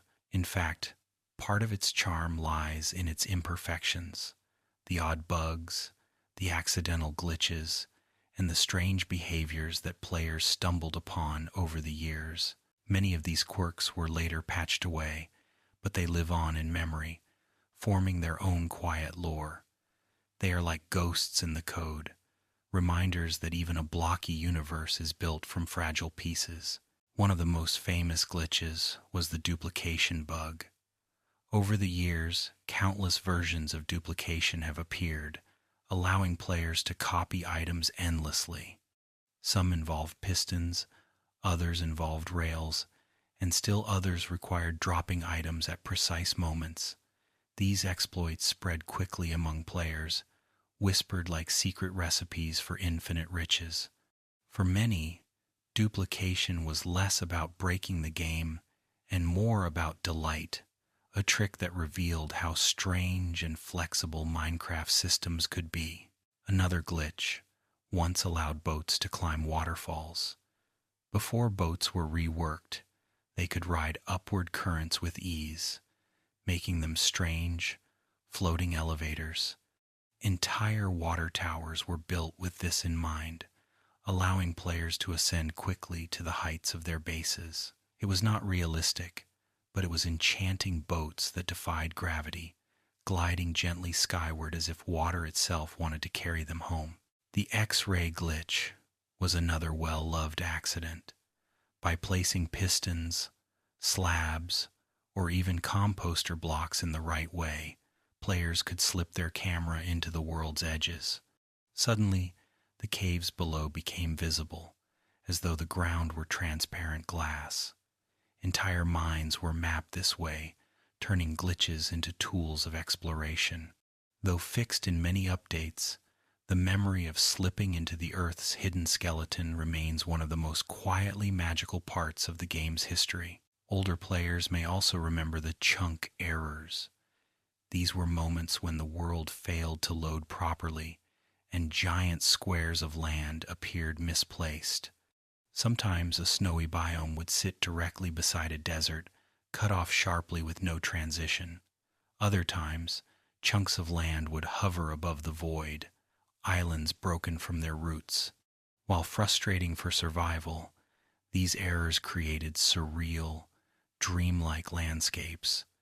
They were like seams in reality, hints that the world was stitched together by unseen hands. The infinite water source is not a bug anymore, but it once was considered one. By placing water in specific arrangements, players could create endless wells where water replenished itself infinitely. This mechanic was so beloved that it was left in the game permanently, though originally it was not intended. It is one of those gentle mistakes that became a feature, a gift born of error. Minecart mechanics, too, were once riddled with odd behaviors. Before rails were refined, players discovered that minecarts could stack speed infinitely if boosted repeatedly, reaching velocities so high they blurred across the screen. Entire roller coasters were built using these quirks, tracks that shot players into the sky or across the world in seconds. It was chaotic and unstable, but it felt like magic, as though Minecraft had discovered a way to laugh at physics. Another strange bug once allowed arrows to stick permanently in mobs and players. Instead of disappearing after a short time, arrows would remain lodged forever, covering a body with dozens of sharp sticks. Players would sometimes duel just to see who could collect the most arrows in their skin, walking away as bizarre porcupines. While silly, it was one of those quirks that created laughter and memory. Beds also once caused unusual glitches, before the Nether and End updates refined their mechanics. Attempting to sleep in these dimensions caused unpredictable effects. Explosions were common, but sometimes players would simply be teleported strange distances or frozen in place. Over time, the explosions became the permanent rule, but in the early days, it felt as though beds themselves were uncertain about what to do in alien realms. Old versions of Minecraft also contained a curious glitch where wolves could become hostile forever if accidentally attacked. Instead of calming down after the player escaped, they would chase endlessly, refusing to forgive. These wolves became almost mythic cursed companions that had turned against their masters. For some, it was terrifying, but for others, it was strangely poetic, a reminder that even in Minecraft, loyalty could fracture. One of the most surreal bugs involved lighting. Sometimes, torches would fail to cast light properly, leaving players in strange patches of darkness. At other times, light would linger even after the source was removed, creating glowing spots that never faded. These phantom lights became eerie landmarks, glowing softly in caves like stars trapped underground. Bugs like these blurred the line between mechanics and myth, as though the world itself carried secrets. Older end portals also had quirks. Sometimes they generated incomplete, with missing frames that left them useless. Other times, they spawned in strange places, cutting through strongholds or overlapping with lava pools. These oddities were frustrating but fascinating, reminders that the end itself was never meant to be predictable. It always felt like a place on the edge of control. Another beloved quirk was the sand and gravel update glitch. Before block physics were perfected, sand and gravel would sometimes hover in midair, refusing to fall. Players discovered that by updating a block nearby, placing or breaking one, the suspended sand would suddenly collapse in a dramatic cascade.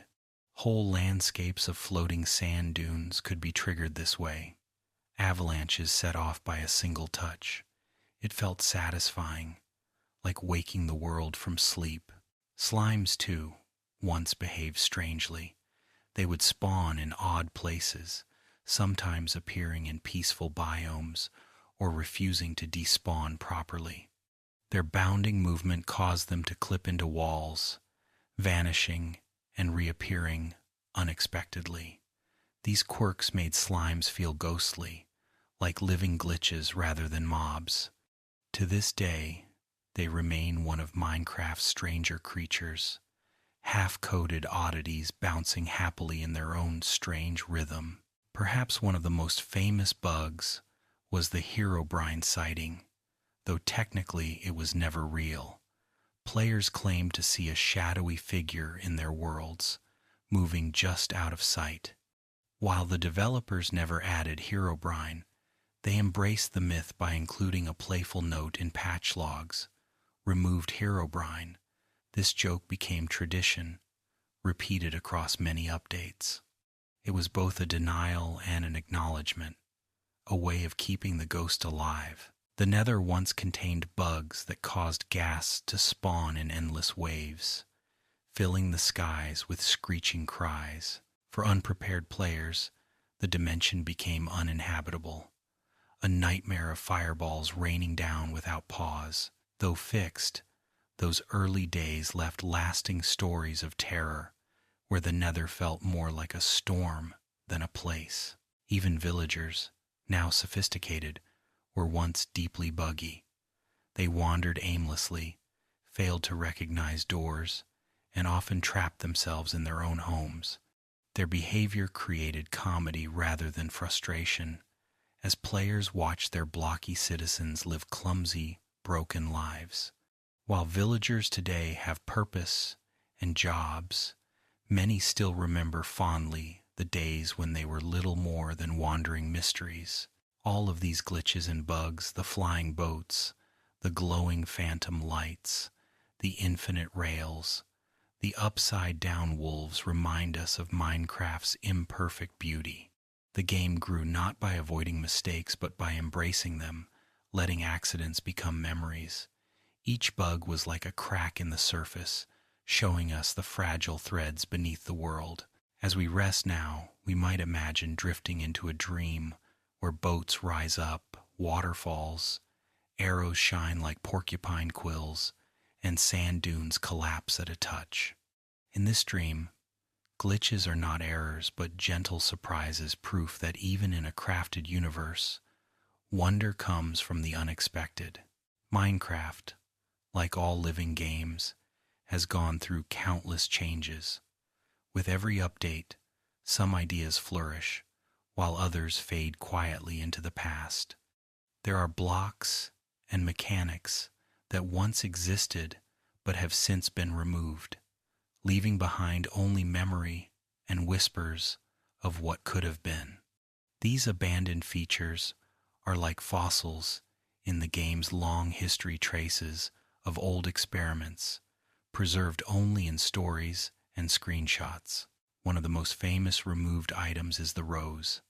Before poppies were introduced, roses filled the world as the sole red flower.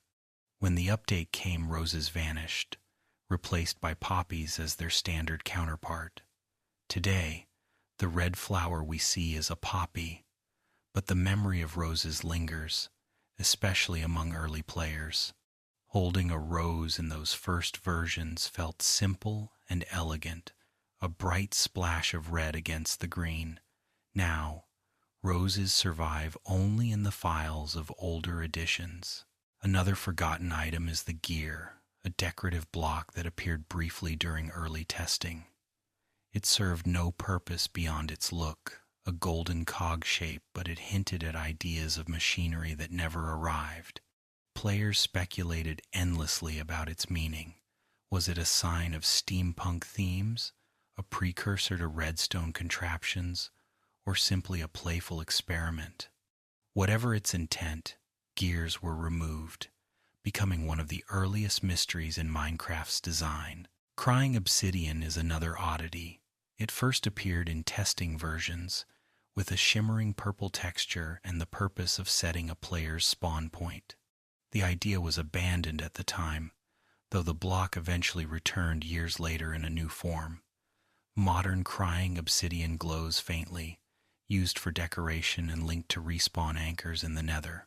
But in its earliest days, it felt like a relic from another path the game might have taken, an alternate timeline where spawn points were not tied to beds, but to strange, glowing stone. The quiver is a removed item that still sparks curiosity.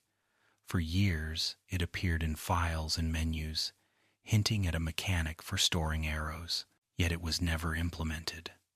Bows remained simple tools, and the quiver faded into obscurity. Its absence raises questions. Would combat have been different if arrows had needed quivers? Would archery have become more complex? We will never know, but the quiver stands as a symbol of potential that never bloomed. Another curious removal is the giant zombie. Unlike the ordinary zombie, this towering mob was never given a proper place in survival gameplay. It existed in commands and files, but it never spawned naturally. Perhaps it was meant as a boss, or perhaps just a test of scaling. For players who spawned one in creative mode, the giant was both awe-inspiring and awkward, too large to move properly, with no unique drops. Eventually, it became a myth more than a feature, a glimpse of what might have been. The ruby is another rare story of removal. At one point, rubies were intended to serve as currency for villagers. They appeared in test builds as shiny red gems, but the idea was quickly abandoned, replaced by emeralds instead. Rubies never made it into the final release, yet for a short while they existed, carried by developers and curious players alike. In some ways, they feel like a ghost item, an alternate history where red gems, not green, became the symbol of trade. There was also a period when fireflies were announced as a future addition. Players looked forward to glowing insects that would drift through swamps, adding life and atmosphere. Yet before they could arrive, the feature was canceled, with the reasoning that fireflies might be harmful to frogs in real life. The decision was practical, but it left behind a soft disappointment, a sense of something missing from swamp nights. The image of fireflies still drifts in the minds of players, imagined but never seen. At one time, there was also a plan for a sky dimension. References to it appeared in early files, and some test builds included strange islands high above the world. Over time, this idea evolved into what we now know as the End, but the original vision, a heaven-like counterpart to the Nether, never arrived.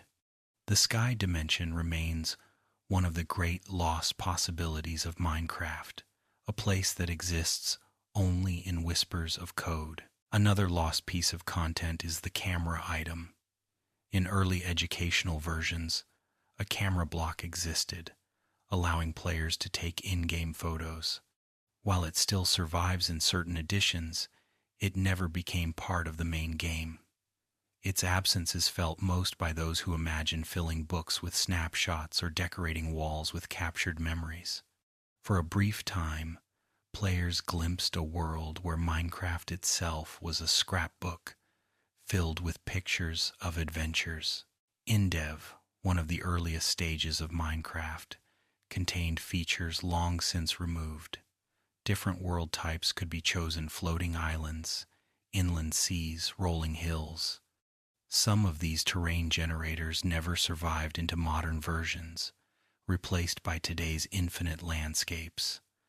Looking back, those early maps feel quaint and small, yet they carried their own charm. They remind us that the endless world we know was once finite, bordered by water and sky. A stranger feature once tested was ruby ore, placed deep underground but never widely released. Similar to emerald ore, it glimmered red within stone.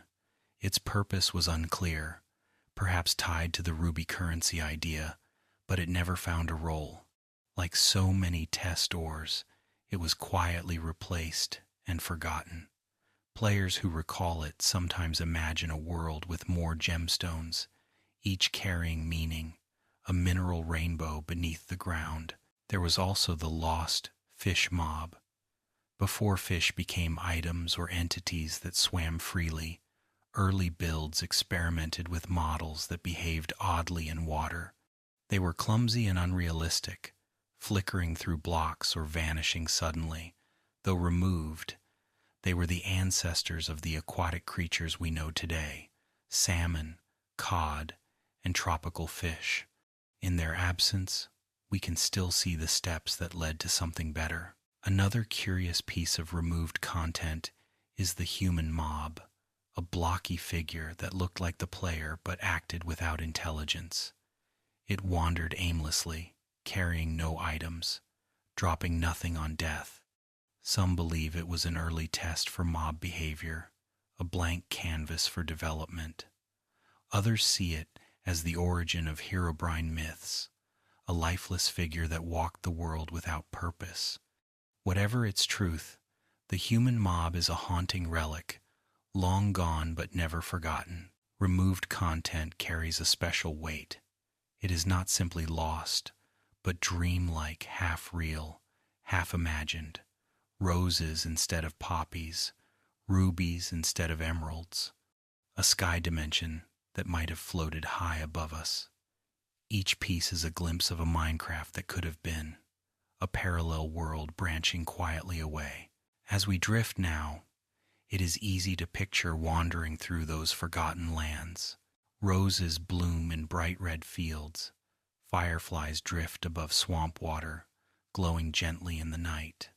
A giant zombie moves slowly across the horizon, while rubies sparkle beneath the ground.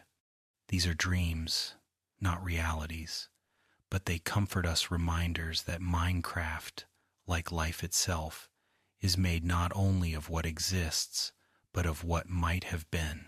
Minecraft is a game of exploration, of hidden corners and endless possibilities. Its vast worlds invite curiosity, and wherever there is mystery, stories begin to grow. Some of these stories are grounded in bugs or coincidences. Others come from players' imaginations, passed around until they became legends of their own.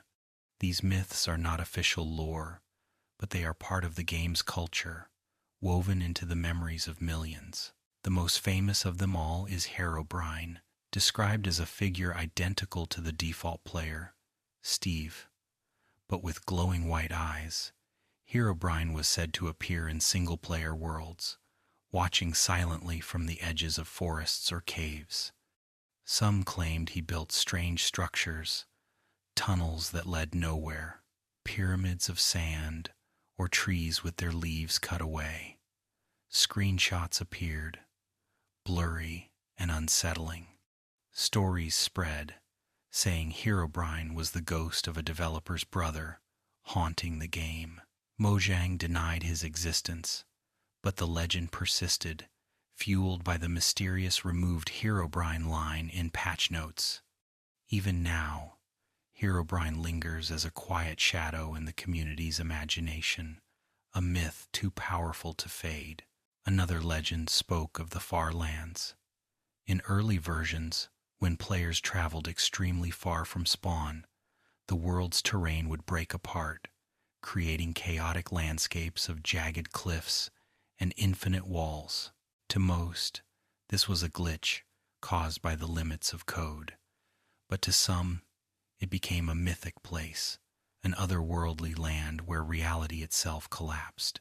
Players described the far lands as haunted, a borderland where the rules of Minecraft no longer applied. In servers and stories, the far lands became a pilgrimage site, a destination for those seeking the edge of existence. Entity 303 is another myth that spread in Herobrine's shadow. Described as a mysterious figure in dark clothing, sometimes connected to server griefing or strange crashes, Entity 303 was said to be a rogue developer seeking revenge. Players told tales of entire servers wiped out, of files corrupted, of encounters that ended with sudden disconnections. While likely just creepypasta born from imagination, the story captured players' fears about losing worlds, about their carefully built homes vanishing overnight. Some myths revolved around sound. Players spoke of hearing strange noises deep underground, not the ambient cave sounds, but something different, like whispers or footsteps. In the silence of minds, it was easy to believe that someone else was there, hidden just out of sight. Some claimed these noises were proof of hidden mobs. Others believed they were signs of Herobrine. The mystery of sound made the game feel alive in ways that could not be explained. There were also myths about hidden structures. Long before strongholds were widely known, players claimed to find strange underground rooms with mossy stone and chests. Some swore they had stumbled into abandoned villages, half-formed and eerie, before such things existed. These stories blurred the line between reality and false memory. Perhaps they were bugs, perhaps they were misunderstandings, or perhaps they were the power of imagination turning randomness into myth. Another whispered legend was the Null player. Null was said to be a blank entity, a shadow of a player with no skin, no face, and no name. Like Herobrine, Null appeared silently, moving through worlds as though inspecting them. Some claimed Null was the embodiment of corrupted data, a figure born when save files went wrong. Screenshots circulated, though most were faked. Yet the myth endures, a shadow haunting the edges of Minecraft's endless possibilities. There were also smaller legends tied to seeds. Players shared codes that supposedly spawned cursed worlds. In these seeds, villages would generate broken, with doors floating or crops failing to grow. Some seeds were said to place players in strange positions, surrounded by lava or isolated in endless oceans. These stories spread like folk tales, guiding curious players to test them for themselves. Even if nothing unusual happened, the act of searching kept the myth alive. The story of Green Steve is another fragment of player legend. Said to be a green-skinned version of the default character, Green Steve was described as wandering worlds and behaving oddly. Like Herobrine, he became a symbol of mystery, a character that likely never existed yet became widely discussed. His presence in the community's imagination shows how much players wanted companions or adversaries to populate their lonely worlds. Creepypastas, those short, eerie stories passed online, found fertile ground in Minecraft. Some told of worlds that could not be deleted, reappearing on the main menu after being erased. Others spoke of statues that followed players, or of skies that turned red without warning. These tales blurred fact and fiction, leaving players uneasy each time their world acted strangely. One myth even claimed that looking at the moon at midnight in Minecraft would summon hidden creatures. While nothing of the sort was programmed, the story spread widely, especially among younger players. Many stared at the moon nervously, half expecting something to emerge. It was proof of how Minecraft's simplicity left space for imagination to wander. Even mundane mechanics gave rise to myths. Some believed that cats could ward off more than just creepers, protecting players from bad luck. Others swore that if you mined directly beneath certain structures, you would always find treasure. Myths like these turned ordinary survival into something magical, where every action might uncover a secret. Legends also grew around cursed blocks. Players sometimes encountered blocks that behaved oddly, dirt that could not be broken, water that flowed upward, or doors that opened the wrong way. These glitches, whether caused by lag or corruption, became stories of cursed terrain. Screenshots of such blocks circulated as proof of hidden forces at work. Together, these myths and legends reveal something about Minecraft. It is a game that invites stories. Its silence and vastness leave space for the imagination, for fears and wonders to take root. Whether it is Herobrine watching from the trees, Null haunting corrupted worlds, or Entity 303 lurking in servers, these tales are part of the game's shared dream. As we drift now, imagine walking alone through a dark forest. The moon hangs above, silent and pale. In the distance, you glimpse a figure. Perhaps it is nothing more than a tree. Perhaps it is Herobrine, standing still, watching. You move closer, and the figure is gone. Only silence remains, but your heart carries the story. And in Minecraft, as in dreams, stories are sometimes more real than facts. Minecraft's world is shaped by its biomes, vast stretches of land, each with its own atmosphere, creatures, and subtle personality. While players often focus on survival and building, biomes carry layers of detail that can easily go unnoticed. Some are rare, some are peculiar, and some hold small secrets that enrich the world quietly, like whispers in the wind. The Mushroom Fields biome is one of the strangest. Unlike almost every other place in the game, hostile mobs do not spawn here, making it one of the safest biomes. Its landscape of mycelium, giant mushrooms, and mooshrooms feels dreamlike, as though it exists outside of ordinary Minecraft logic. The soil itself, mycelium, spreads like grass but only supports mushrooms, giving the land its otherworldly appearance.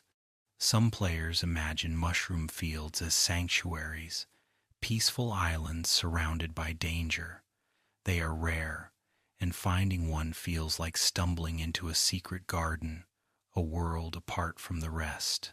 Another hidden wonder lies in the modified Jungle Edge biome. This biome is so rare that many players may never see it naturally.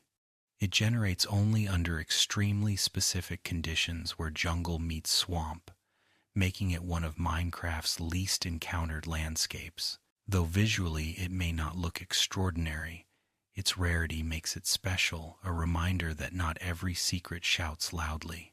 Some are subtle, existing quietly, waiting for only the most patient explorers. The Ice Spikes biome is another rare treasure. Towering columns of packed ice rise like frozen spires, glittering under the sky. This biome feels cold, alien, and majestic, as though nature itself sculpted castles from ice. Packed ice, once obtainable only here, can be used to build fast travel paths, as boats glide quickly across its surface. For some, discovering an Ice Spikes biome feels like entering a frozen kingdom, a natural wonder hidden among snowy plains.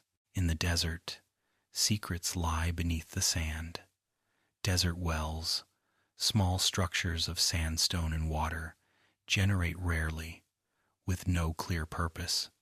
They provide no loot, no traps, and no mechanics beyond their presence. Some players see them as landmarks, others as mysteries. Why are they there? What do they mean?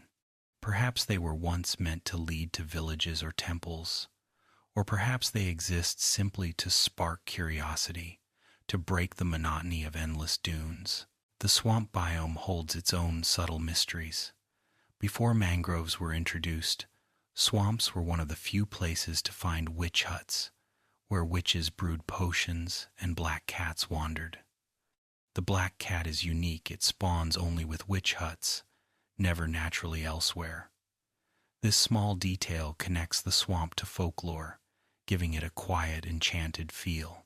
And at night, slimes bounce across swamp waters, their spawning tied to the cycles of the moon. This connection between celestial rhythm and earthly slime is one of Minecraft's most obscure mechanics. The savanna biome, though warm and dry, contains an unusual quirk. Its villages sometimes generate with tall, stacked houses perched precariously on cliffs. These oddities happen because of the savanna's uneven terrain, creating structures that look almost impossible. Some players take joy in repairing or reimagining these villages, turning accidents of generation into homes with character.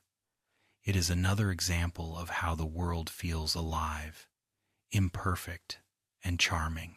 In the taiga biome, giant spruce variants can create podzol on the ground, Podzol, unlike dirt or grass, allows mushrooms to grow even in full daylight.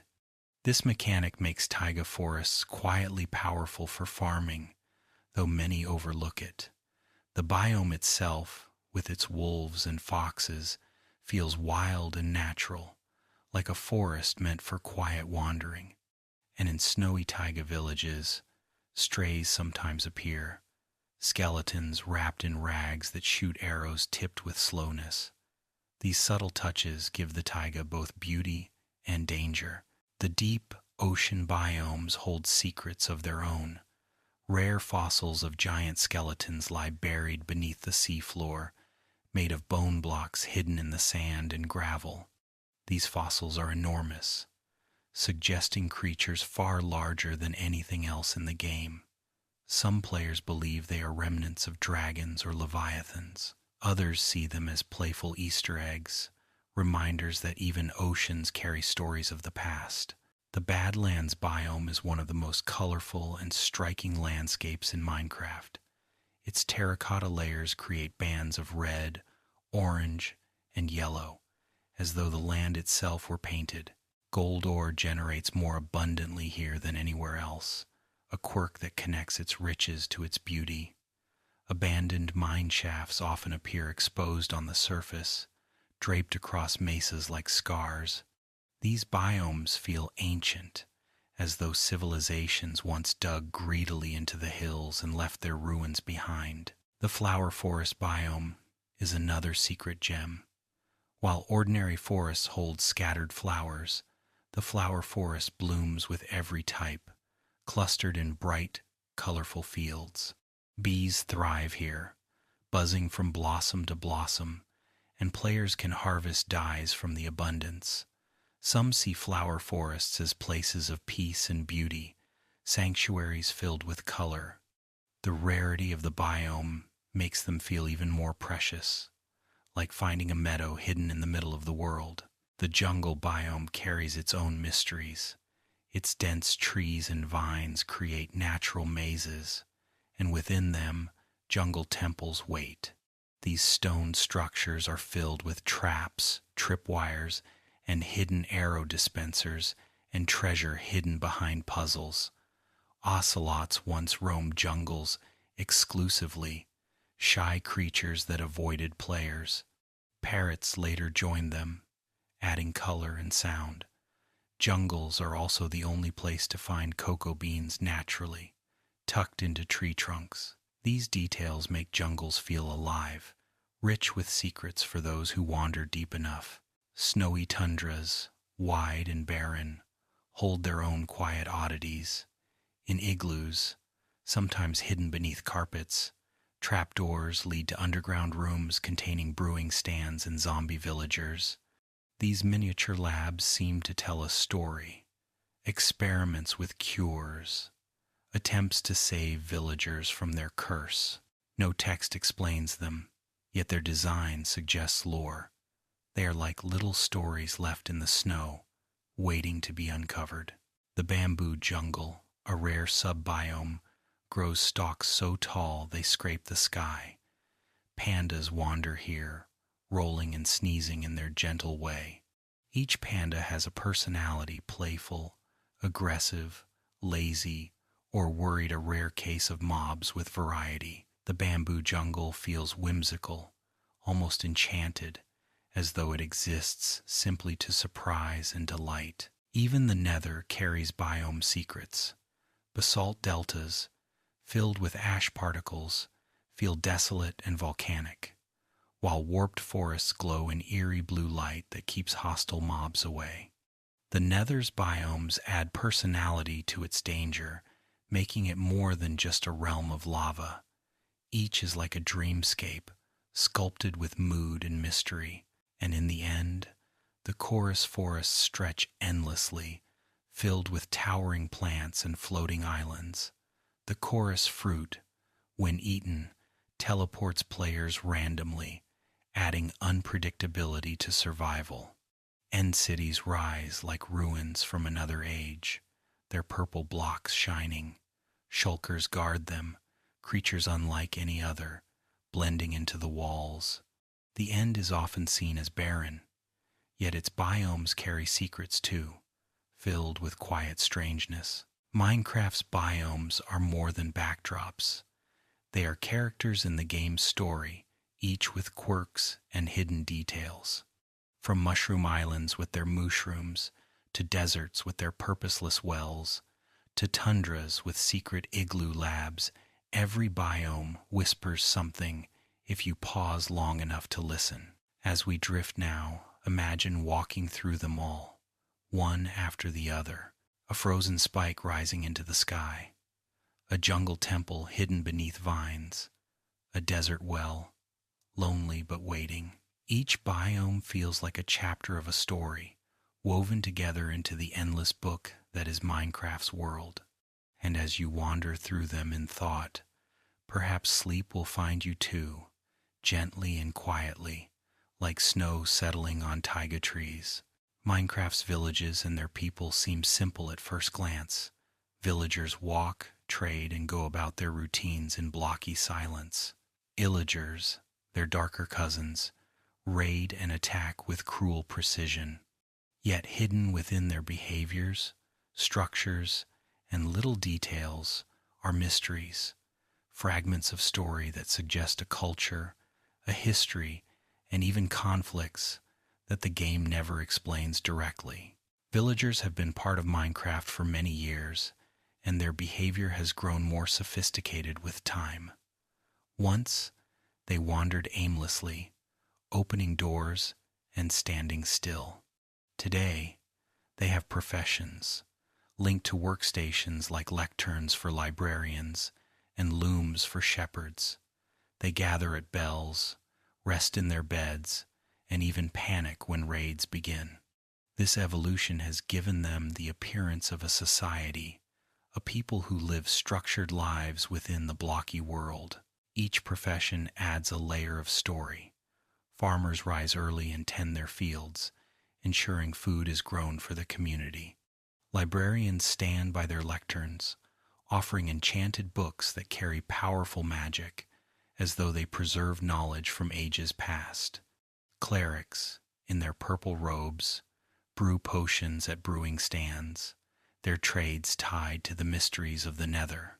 Each role hints at a tradition, as though these villagers are part of something larger, an unspoken culture that values work, order, and cooperation. Their homes also whisper stories. In snowy tundras, villages are built with spruce and packed with wool for warmth. In deserts, sandstone forms walls and roofs, their wells filled with water as precious as treasure. Plains villages are simpler, their oak houses open and airy, while savanna villages tilt and twist on uneven ground, showing how terrain shapes architecture. Each type of village feels adapted, suggesting survival skills passed down for generations. Then there are the bells. Every village contains at least one, often placed in the center. Villagers gather around it during the day, and when it is rung, they scatter to safety. The bell acts like a heart of the village, a shared symbol of safety and warning. Yet the game never explains why it is there, or who first made it. Its presence feels ceremonial, perhaps even sacred, like a relic from a forgotten age. Raids bring the illagers, hostile cousins of the villagers, who attack in waves. Pillagers carry crossbows, vindicators swing axes, and evokers summon fangs and vexes. Together, they represent a twisted reflection of village life. Instead of building, they destroy. Instead of farming, they loot.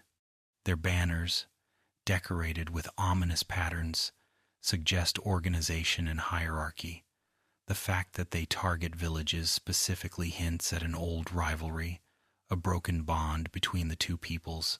Woodland mansions give us a glimpse into illager culture. These sprawling, dimly lit structures are filled with halls, bedrooms, libraries, and even strange rooms that serve no clear purpose. Some contain giant statues of evokers or cats, built entirely from wool. Others hold cages, libraries, or secret chambers tucked behind walls. The mansions feel ceremonial, like temples or fortresses, but they also suggest eccentricity. Why would illagers build a statue of a giant chicken or leave a single flower in a chest?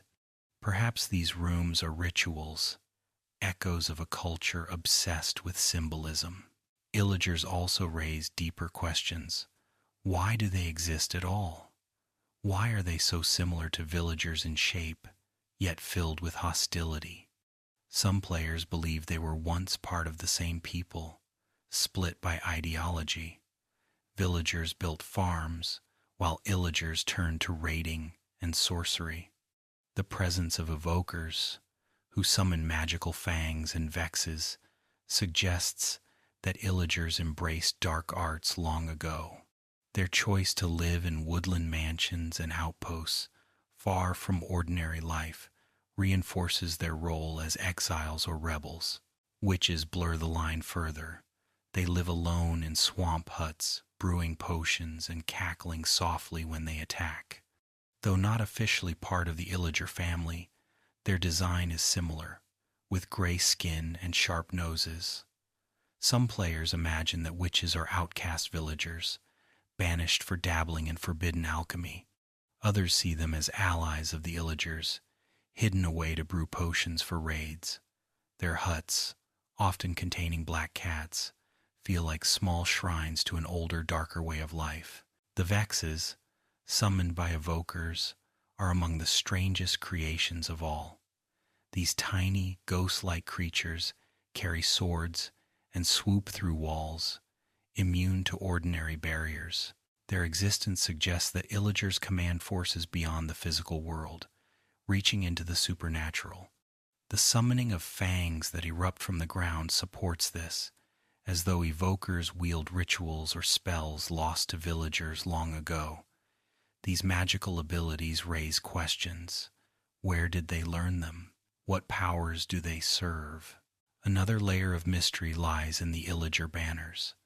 Decorated with white patterns resembling faces, these banners mark outposts and raids alike.